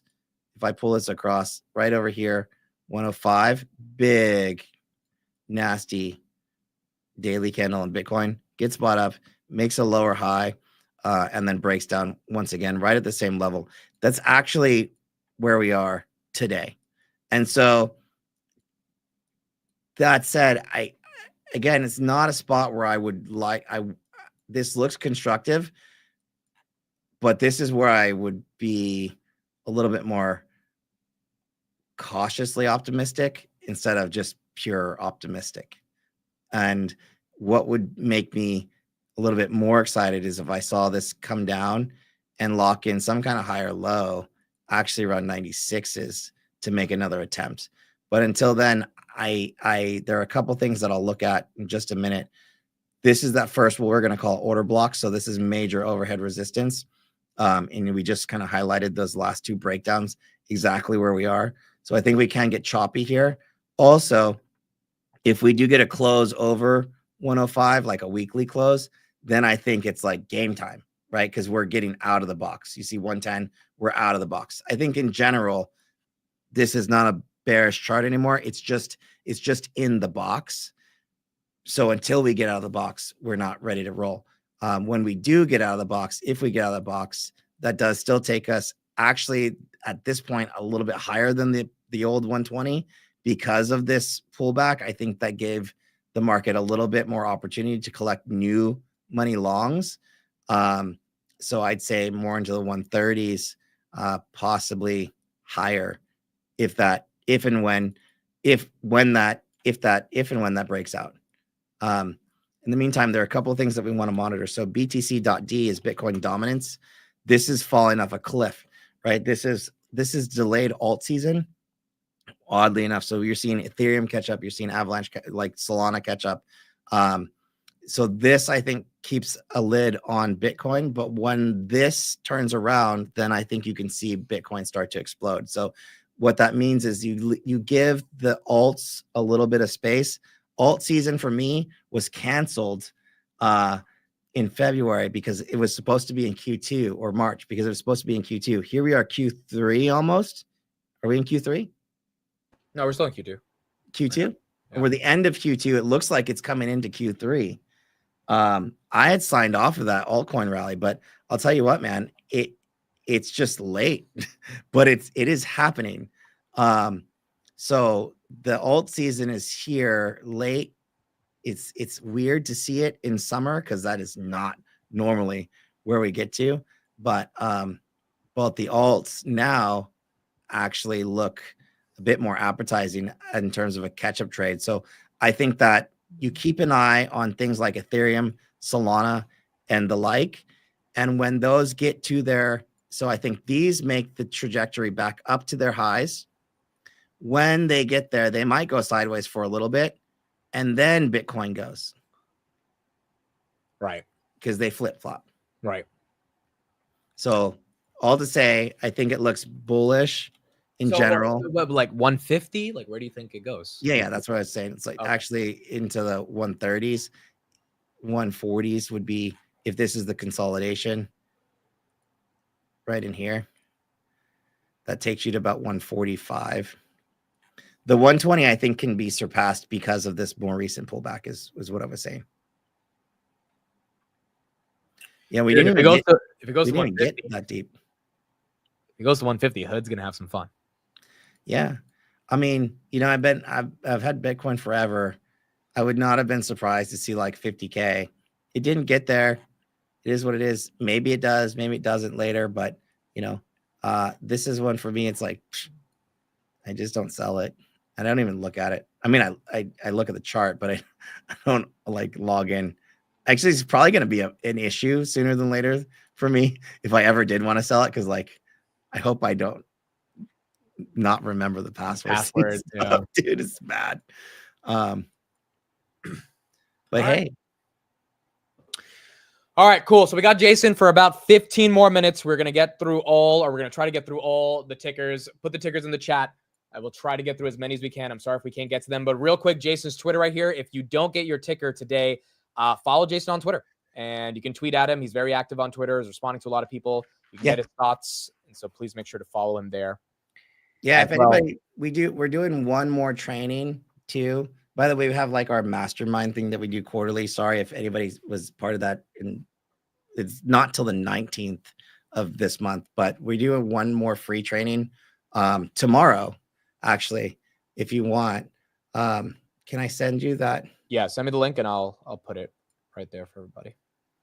And again, his Discord, his links, if you want to get more of Jason's brain, everything's on his Twitter in his description. So this is the end of earnings season, and like one of the first systems I ever built was I'm gonna send it to you in Twitter. One of the first systems I ever built was like how to trade. You might think I'm crazy. How to trade options through earnings and learning how to leverage volatility and understanding implied moves and things like that. So I'm actually teaching that system tomorrow after the close for free. But it used to be a full-blown course. But I'll teach the system, even if you don't take trades, but you learn so much about options in general from tomorrow's training.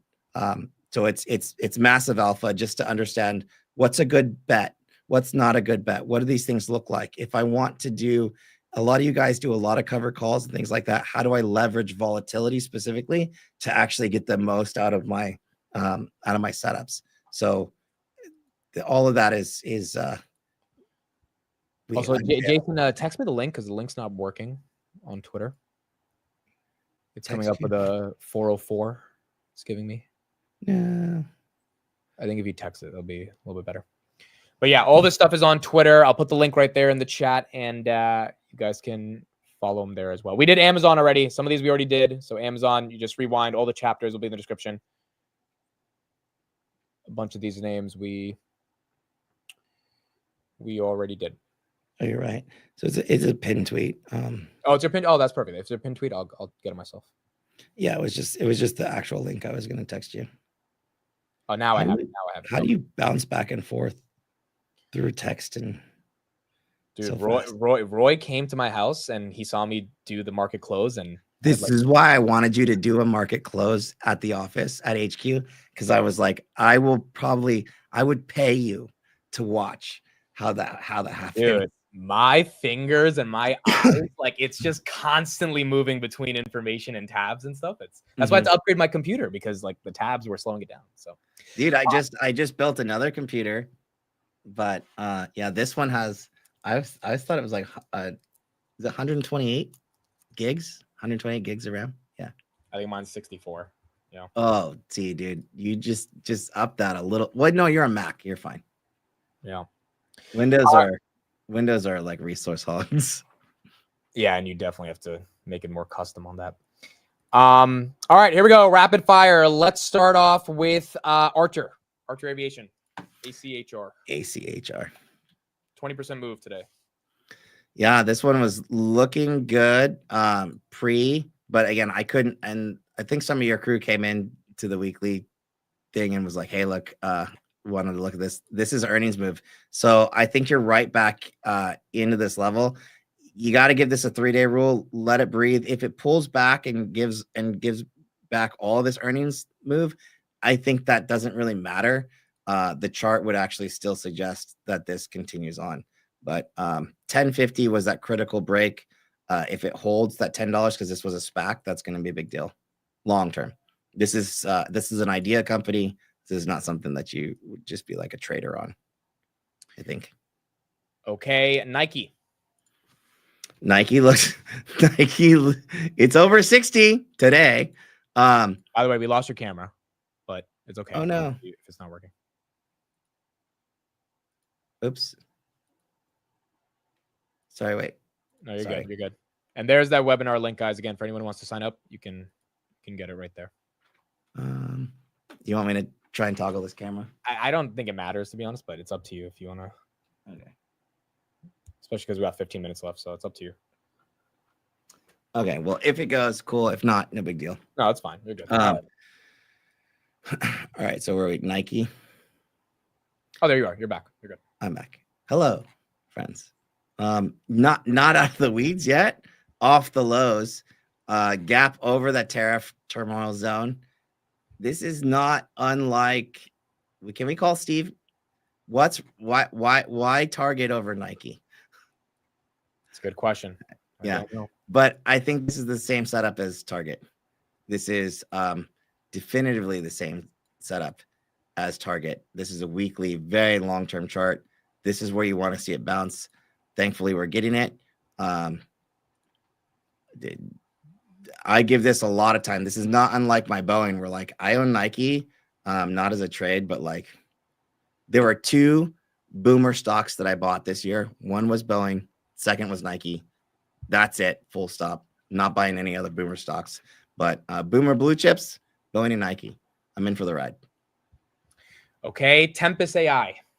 Oh, 63 is a big deal. So this thing has been, I took a trade on this, man. And I almost added it. I almost took it again today, but 63 and this little level right here is a big break.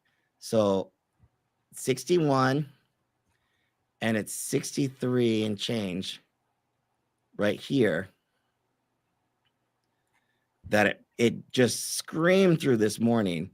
And I saw this and because I had just actually taken a trade and I was going to wait for it to pull back. It did pull back and it just moved so fast this morning. But I think this does the deal. 70 was that first target. You are here, target acquired. It can breathe here, but I don't know that I want to shoot for 80s just yet unless we're over 73. So I think 74 could still hold as overhead resistance, possibly a little bit lower, 70s. But see this line? That's where, because of where this is, that was like target acquired. And it made the whole move today. So I think you let this breathe. It needs to be over 73 for the next move. This is like a HIMS looking chart. But yeah, it would be in the 80s next if you get a continuation, but maybe better on a pullback. Okay, Broadcom. All semis in general, this thing is like gap and go over the weekend. That's the term. It's gap and go. Weekend gap and go. You're over the trouble spot. Boom, right into it. So right into primo overhead resistance. Wait, don't press this. Consolidation can be sideways for a bit. Huge move. Let this one breathe for a bit. Looks like pullbacks. As long as it's holding 225s, you should be fine. If it gets deeper than that, you might see a gap fill to 200s. But otherwise, you got to wait for this to clear 235s and get over that zone. Okay, ELF. China name. Got some love. Did it? It was up 10% yesterday. Lack of tariffs. That's the bull thesis, at least for today. Just for today. It's there. It's sitting on it. If this goes any higher, it will break out. When I say breakout, I mean it will go to 100. So I that's the next stop if it does go higher. I don't know if that's like your trade acquired, target acquired. Oh, I'm sorry. Looks like there's a little middle of the road level just around 90s. This is not out of the weeds yet. If this is over 88, so 88 is this big level. It looks like that first gap fill. I think so. 88 becomes your first target. If it goes $1 higher, you're going to fill that 88 quickly. Right. That's $10. And then you got to let it breathe. And then the next level would be 100. But it's not going down, but it's also not getting over this. So this is that like bad earnings, pullback, bounce. This is exactly where it failed before. So that's what I'm saying. You're there. This one might be like a next week thing. And you have earnings though. Looks like the end of the month. Okay, Oscar Health, OSCR. Oh, good. I have not looked at this. I keep hearing people talk about this. Do you know this company? I've heard of the company. I think they put up earnings already. It was a good quarter. I mean, so this is another. So the HIMS cult, if there was a HIMS cult, is also part of the Oscar Health cult, right? Same group of people. I mean, same type of investor. You like HIMS? I think you like Oscar Health. If you don't know it, then now you do. I am not super familiar with it, but this is right back point of control. This is a bit of a squeezy name. It's almost like penny stock-esque. I'm pretty positive it is very low float. So it can be squeezy like HIMS. $16. Big volume profile here. $16 is that line in the sand. The gap this weekend, power earnings gap up and over, holding, constructive. Have you never researched this? Very little research on this one.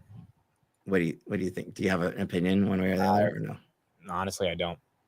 I really don't. I like the management team, but I've researched a little bit more into them. But yeah, besides that, nothing else. Yeah, it could be near 25 to the upside. But I don't know long-term like valuations on this guy. Okay, Webull. Any thoughts on this one, TA wise? Are we allowed to do this on this channel? Yeah. We look at. Are we allowed to be anything but bearish? Or no? We can look at Webull. Are you sure? Okay. So valuation. This was Amit's biggest trade of the year. I heard. No, I joke. I kid. Sorry, I play around. I got in at 15 and rode it to 80. That would have been fun. Yeah, that's crazy. So those IPOs, that's how they roll. Interestingly, I'm just gonna take this. So 15 is that IPO high. Is that right? Yeah. So 15 was the big breakout. There's not a lot of data on this chart, meaning this hasn't been live for a long time. So I would actually take this box exactly. I might even, let's call it, this is 10.50. I don't know what that is. What was the IPO price on this? $10 basically. So $10 was the like private placement. Yeah, around 10 to 12, something like that. Okay. So sitting under, I'm going to say 16. If this guy's over 16, this is better. Holding here, you're probably closer to breakout area. I'm just curious. 6.5 billion. What's correct here? What's appropriate valuation for Amit's numbers? What do you mean?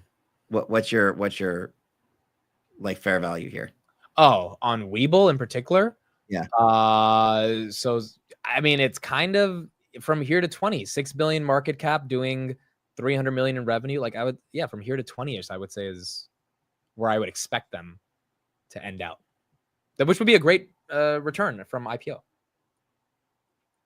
I don't expect them to go to 40, 50, 60 again. That's a bit aggressive.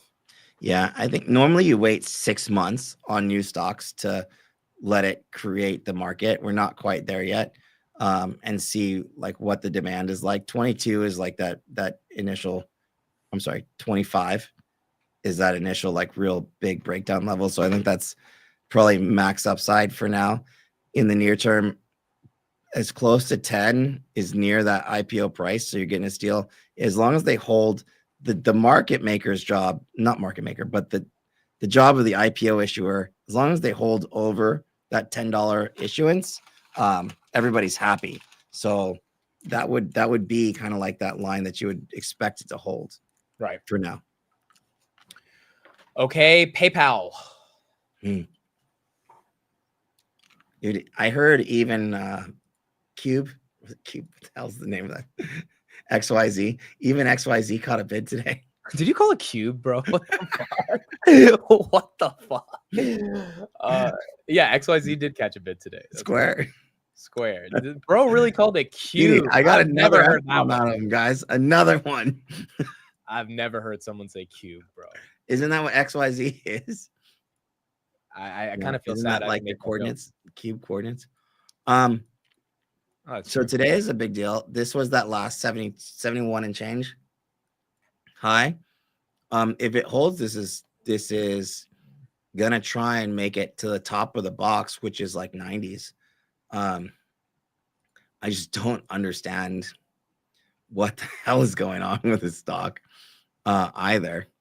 It's the most undervalued stock in the market that is not getting any appreciation by the market. I thought that was Google. No, I mean, this was the lows. Yeah, that's fair. That's fair. It's just as a percentage of market cap, PayPal's buying almost 10% of the. Yeah. The question is it a value trap? Yeah. Which remains the question. It can pull back. It's made a big move. I don't usually trade this.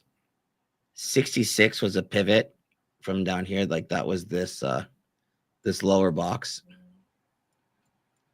And so when that reclaims,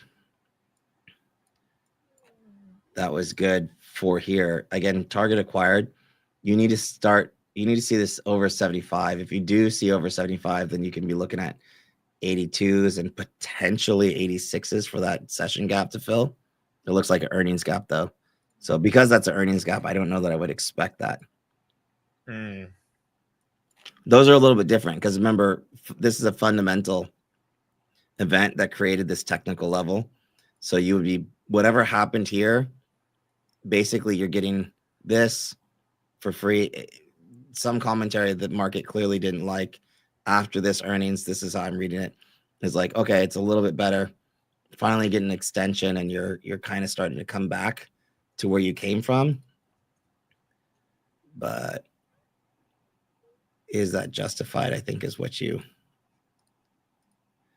yeah. So 73s is a big pivot, and then you would be into 78s, but that is it. Right. Okay. Affirm, and then we'll get into some energy plays.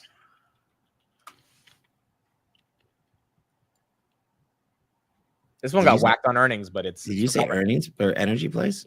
Yeah, just a couple of data center plays. Ooh, oh, okay. You got me excited there for a second. Are you buying Chevron or something, dude? What's going on? I did buy. I'm long Oxy. Oh, Steve's buying Oxy, dude. You and Steve are alike. You guys. There you go. You got a little value investor in me, dude. I'm not gonna lie. It's probably like a larger trade still. Anyways, Affirm. You know, we said 48. I said 48 when we were looking at it at 80. It got to 48. I didn't buy it. Then it went to 32. Still didn't buy it. What am I doing, dude? What are we doing here? It's at 54. It's still 48. This looks good. I think if I see 48s from here, I just say screw it. Because you're dealing with this area. 48 was my level, remains my level. It breached the level. I fumbled on this. This looks like it's back. It's back, baby. I like it. All right. I think it's rates though, too. Rates and consumers. So I don't know if it's ready to roll, but I do not mind post earnings. This is 3 days post earnings. Yeah. 3 days post earnings. I wouldn't mind nibbling. Okay, VRT, VST, these two. What do you think about them? These are not energy names, dude. Well, data center plays, yeah. These are straight up data center names. So this guy had earnings digested now back over Liberation Day and now right into that prior kind of breakout zone. Right, and breakdown zone. So again, target acquired, like a lot of this is target acquired, just wait. A pullback does not have to be deep, but it would be into 103s, which would show up somewhere right there. And I think these are more about time right now in terms of like versus getting the precision like entry. Yeah, 103 kind of broke through. You'd like to see a hold 103 for now. And then if that happens, then you could see a big move, but it's got to get through 110 first. That's a big deal level. Okay. GE Veranoa. Any thoughts on that one? Banger, baby. All-time highs. Yeah. Looks like hoodie. Looks like hoodie. Looks like hoodie, man. I like this. I like if you want power. Sorry. Yeah, this one too. PWR is like Quanta. Like this is literal backbone of America. That's real power. It's a good looking chart, man. CEG Constellation. Same thesis there. Different type of. Yeah, all of these are wait. These are wait and see. They just need time to kind of digest. They've come back a long ways. They don't have to pull back, but if they do pull back, the thing is the whole market is like BTFD pullback. So 269 would be that gap fill. You kind of look at the weekend opening gap, the weekly gap, as an area that these things could easily pull back into. It seems very far away, but to press new money longs is, again, kind of rough. But it is a hold, not sell. All right, literally the last 5, and then Jason's got to get out of here. Whitey's gonna get upset at him. So literally the last 5. Here we go. First Solar, FSLR. Dude, something happened with this whole cohort today, right? What was it? You're the news guy. I was paying attention to Palantir and Hoods. I have no idea, but oh, really? So there was news for the solar industry. Like, look at this. Look at this. That's a news. This is something was brewing. Something big happened. I think it was the Enphase related something. Yeah, I can't do anything with this. That's news related. Without knowing what's going on, like where we this whole thing is just like readjusted, like reset. So this chart's resetting. It's a big breakout, but that volatility has got to be too hot, too heavy to think will hold. So sideways, unless there's something I don't know, which there is definitively something I don't know here, but it is gone it's gone back to the scene of the crime, like many of these charts. I think you said Sunrun. Did you say Sunrun? Sunrun, yeah, Enphase. Yeah. So this is, again, the whole TAN is the ETF that tracks all the solar companies. It's very similar. Huge moves across the board. Not Enphase. Yeah, I'll look into the solar stuff. We'll talk about it tomorrow, guys. On the There's news though. I know that there's news around. There's something about. Oh, right here. Solar federal tax credits weren't stepped down as much as expected in the new tax bill. There you go. There you go. Yeah. So why Enphase? No love. That I don't know. That's a good question. Yeah. Okay. Nebius, NBIS. Is it Nebius? I don't know how. I'm gonna have someone come on tomorrow to help talk about this. I'll have Sam come on the show tomorrow, but people love this thing in the 70s. They do. Maybe it's Nevis. I've been saying Nebius, but I've heard people say Nebius. I don't know. You're having someone from the company come? No, Sam. You know Sam. I know Sam. Yeah, he's coming. He's been long for like the past couple of months now on this name. I mean, the chart looks squeezy.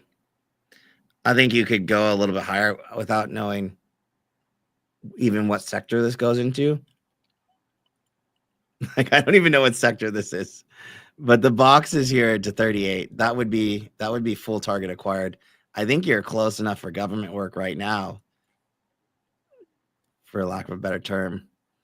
A couple bucks more, but you also have earnings. So there's going to be a breakdown, breakout, or just a reset of the technicals on Tuesday, May 20th. Right. Okay. We got 3 more left. Baba. Oh, Enphase got a double downgrade today. Yeah, just saw that. Baba. Dude.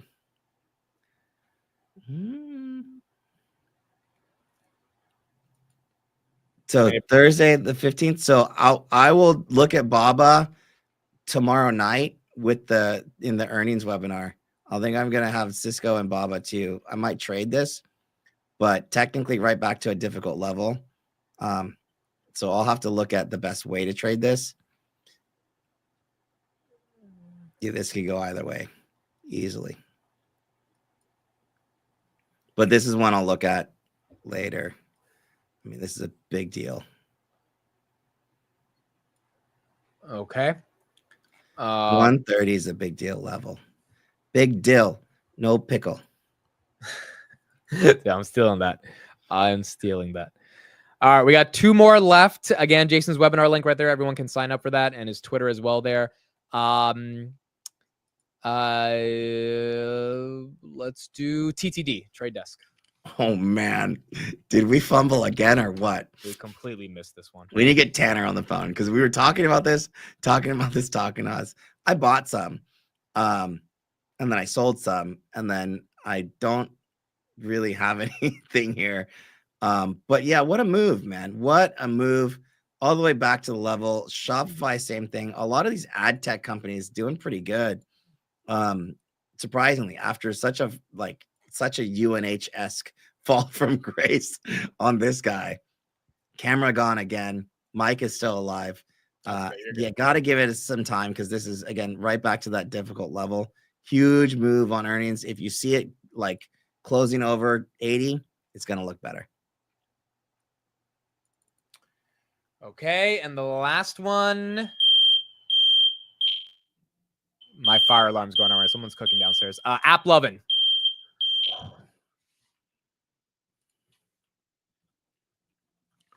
And I'm sorry about the camera, guys. I don't know.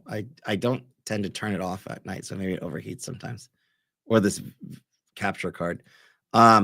So I was looking for this one to be a short into that like gap down, but then when the market turned, like that's off the table.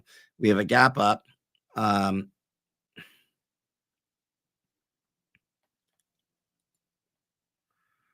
just don't know that this is I'll be right back, by the way. yeah. This one is actually, it really is at a real, so this is that earnings from this February. It's right back to that earnings level. So there was a short report that went out not too long ago. A lot of these charts are super similar. Where like if it does break out, it could be big time, but pullbacks could be more violent in the meantime. So, but I wouldn't get too discouraged. I don't think that short report's holding much weight here. But this is the box. It's down to 310s, just over. It doesn't even have to get that deep, to be honest. It could just, last time it was here in this area, it kind of just did this choppy grind. So I honestly think that a choppy grind like it did before, like this, is probably more likely until you get an actual catalyst. Okay. Which isn't going to be for a minute. That's fair. And them and TTD, I mean, all the ad tech stuff kind of. Yeah, Shop was great too. Shop was great. Yep. Great. 13%. I wanted to pull the trigger at 85, but I just didn't. So I bought this at like 90. I was like, whatever, a while ago. And then it went red and I just sat on it. Kind of like my Boeing. It went very close to going red, but this is not I'm in this one for the long haul anyways. It looks great. Like well, they're getting a ton of new money from China. So they're not getting new money from Air Force One apparently. But yeah. whatever. Okay, this would be a big time like change of character on a chart if that happens. Yeah. Okay. Two last quick ones, real quick, just to end it out. Eli Lilly and Coinbase. Let's do Coin or Lilly and Coin, and then we'll. Well, okay. So Coinbase has already made a lot of the move. Did you want me to look at Lilly first, or did you care? Yeah, Lilly first. Yeah. Okay.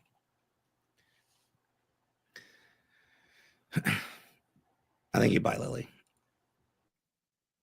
I don't know enough. Like, so he said no tariffs on Lilly.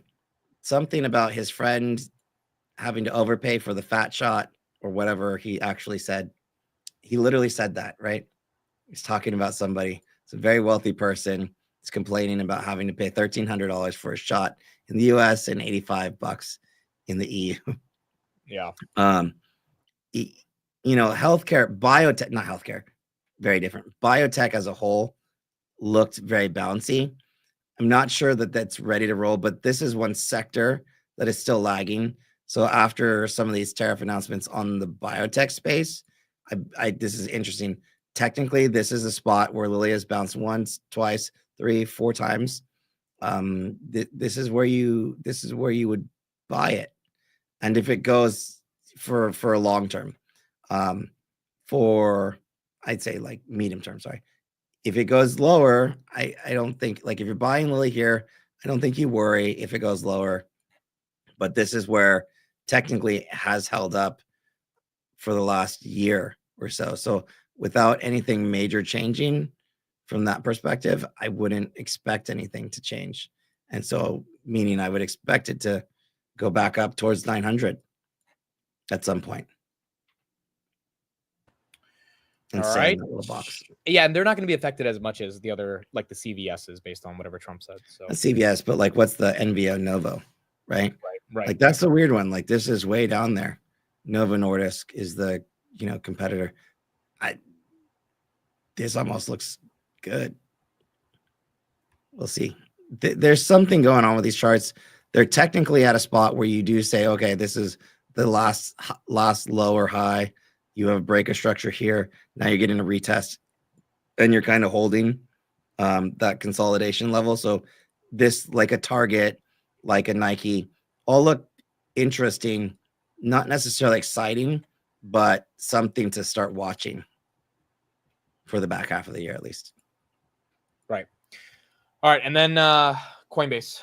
I mean, it already kind of made its move with the S&P stuff. So we crushed this, dude. You're in this one? Oh, yeah. You've been in this one for a while. No, I literally opened near dated options last night, and I caught this entire move, like 1,000%ers. Wow. Oh, I lie. It wasn't the entire move because I bought 220 calls here, and I closed them for $170. I closed them for $2,000, and they went to $4,000. So another fail on my part. But I only had 250 in the cards today, although it exceeded that, and I thought that was aggressive. So here we are on Coinbase, joining the S&P 500 May 19th, I believe. It's possible that this continues, but essentially we're back into this kind of box. So I didn't want to chase it after today from an options perspective because we're very elevated after last night's move and today's intraday move. But that said, I think it's possible that this still continues on. I'd be more interested in a pullback around 240 to see that hold and then get that push really into 280 first, with maximum upside being that 300 level that everybody's looking at. There were a lot of options going out for like 300s and things like that today. Coinbase is very similar to Tesla, where when it makes its move, it just continues and it doesn't provide a whole lot of pullbacks. So sometimes that's just how it is. But if it were to provide that pullback, it would be into that 240 level. Here is just kind of a bit of an overhead resistance piece. So I needed to close that as it was coming in just to keep my proper risk management. But I don't know that this is done here either. So difficult level. Is it out of gas? It might not be. I can see 300, but I would give that a little bit more time to get there. In the meantime, 240 is an interesting level. I like to see this hold. At most, no, 240. I don't want to see it at 225. That would be crazy. But that would be a full-blown pullback, right, where that would just be a short and then a long. Nvidia right here, 131 after hours. Jason, do you think gold is topping, or you think that's fine as well? Ooh, Nvidia. How many shares do you have now? Sorry. A lot. A lot more than I had before. Yeah. But I'm up there. Average is still 117. I feel like this is your biggest trade year to date. Well, it's my heaviest Max 7 exposure. It's the big one that I trade though, right? Like you were trading into it. No, I was just buying I haven't traded in. I mean, I've been selling some covered calls, but not really trading. Gold is the question. Do you think that one is still a flight to safety as people were thinking of? I think TLT and gold and your staples as a whole, we're seeing some money come out of these areas, but in truth, I'm not seeing a lot of money come out either. So I would be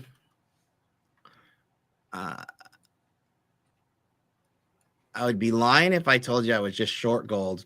I actually think that this is a potential buyable dip in something like gold if you're concerned about the market getting too top heavy. Yeah. So I agree. So rather than shorting gold here, because that would just mean you're ultra bullish, and I don't know that that's like the best thing to be right now. I mean, near term, like tomorrow, Thursday, Friday, we're going to be at 700 on the S&P. Like that's not happening. But But do we continue on? I don't know. What's true is that we just got a little bit of a double bottom. This is gold futures that I have on my chart right now. A little bit of a double bottom. We're actually right back into that prior breakout level here. I mean, just to mind you, the gold chart on a monthly scale, it's the most bullish chart that you've seen in the market for many, many years. More bullish than Palantir, more bullish than Hood. And this has been brewing for years. So this is not just a today thing or just this thing. This is still like Jay Powell talking about risks of stagflation are rising, things like that. I know the market doesn't feel that way, but the fact that this is still holding, I think that money came into this and has started to clearly pull out of this a little bit, but it's not like they're outright shorting this. So this is another one where I think the prevailing like trend is potentially still higher, but it needs some time to breathe a little bit. So that could mean that we do see continued like highs in gold for a while before it makes a big move, which may in fact be down. But this isn't necessarily a spot where I would actually be shorting gold. I think I'd be more expecting or anticipating a little bit of a bounce, assuming that the market does give a bit of a pullback. Quite frankly, the way I would play that, the way I am playing that is with GDX as a type of a hedge. GDX requires like the market to be doing well, which it is. This is the gold miners. So again, not at all-time highs, but relatively speaking, to gold, this is a decent spot to expect some kind of a bounce if we do get one, and that would be a bit of a barbell approach to long equity exposure, to have something like a GDX or even a GLD or possibly even a SLV silver. Sorry, I'm taking you all over the place, but this is in the commodities space. Another reason why I'm more interested in some of these energy oil plays, because that would be that barbell approach. I get the growth is doing well. It's very good right here, but you never know if something does happen in that area. Like these are diversifications within a portfolio that I don't think are going away. So not a short yet. If we do lose 3K on gold futures, then we're probably going to have some fun going to the, like if you can trade that way. Right. But until then, this 300 level on GLD, the ETF, is acting like near-term support. Yeah. Long-winded explanation. I'm sorry. All right. There we go. Got through a lot of stuff today. I think we got through at least 50 tickers. I'm sorry if we did not get to your ticker, guys, but we tried to get through as many today. Corey, if you want to do this one, last one quick. Oh, no. So like they report earnings tomorrow. I will go through this kind of stuff. This is a pre-earnings move. Here we are, man. This is that high.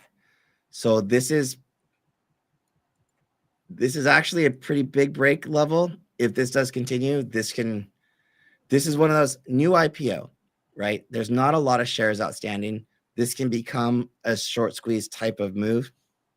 The options market does not have enough data to predict what this earnings move will be or could be, because it's never reported earnings before. So options will inherently be mispriced. Yeah. Mispriced. That's just definitive. But technically, yeah, if this is the break, God. I just personally think the company wouldn't want to have a crappy earnings on their first. No, I mean, yeah, and that's the other thing. And I think that's what we're starting to see, like literally right here, right now. Why would you IPO knowing that you're not going to have a banger first earnings report? Why do that? Yeah. Why put yourself at risk? So I think the market also understands that. The fact that, you know, it's a short float, like it's small float, low float, you know, it's not, I think that has possibilities to see an 80 handle on it at some point. But yeah, it's equally possible to see it back to 40. Just that being said, because it can move quite a bit. Right. But yeah, this is it. This is all-time high so far on CoreWeave. All right. Good stuff, man. This was some good stuff. Everyone really appreciates you, Jason. Again, his webinar link right there in the chat. You guys can sign up for that tomorrow. What time? After hours? Yeah, I mean, it's usually around the same time that I come on here, but sorry. I mean, and if here's the thing, if you can't make it, totally cool. As long as you register, we always send you the recording. So cool, perfect. Just register.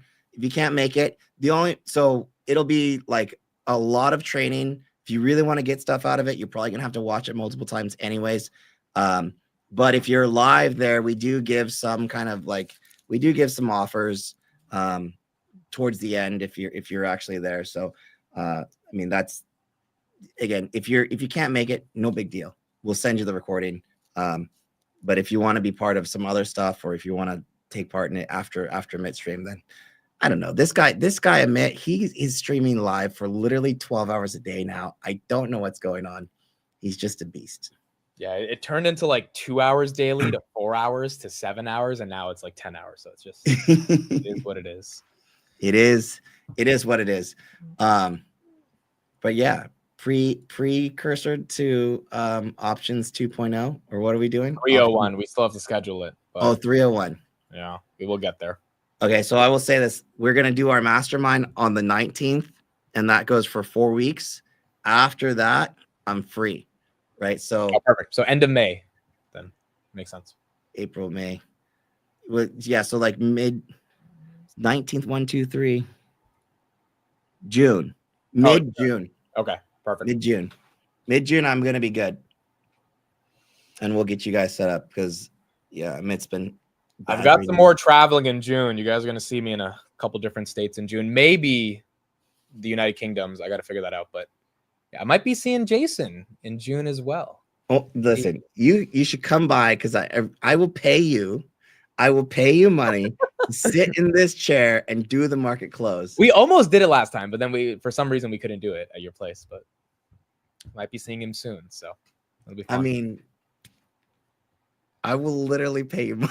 That's the dopest office, bro. He has all these like different things you can play with. I'm still building the other studio, like another one, which I'm not really sure.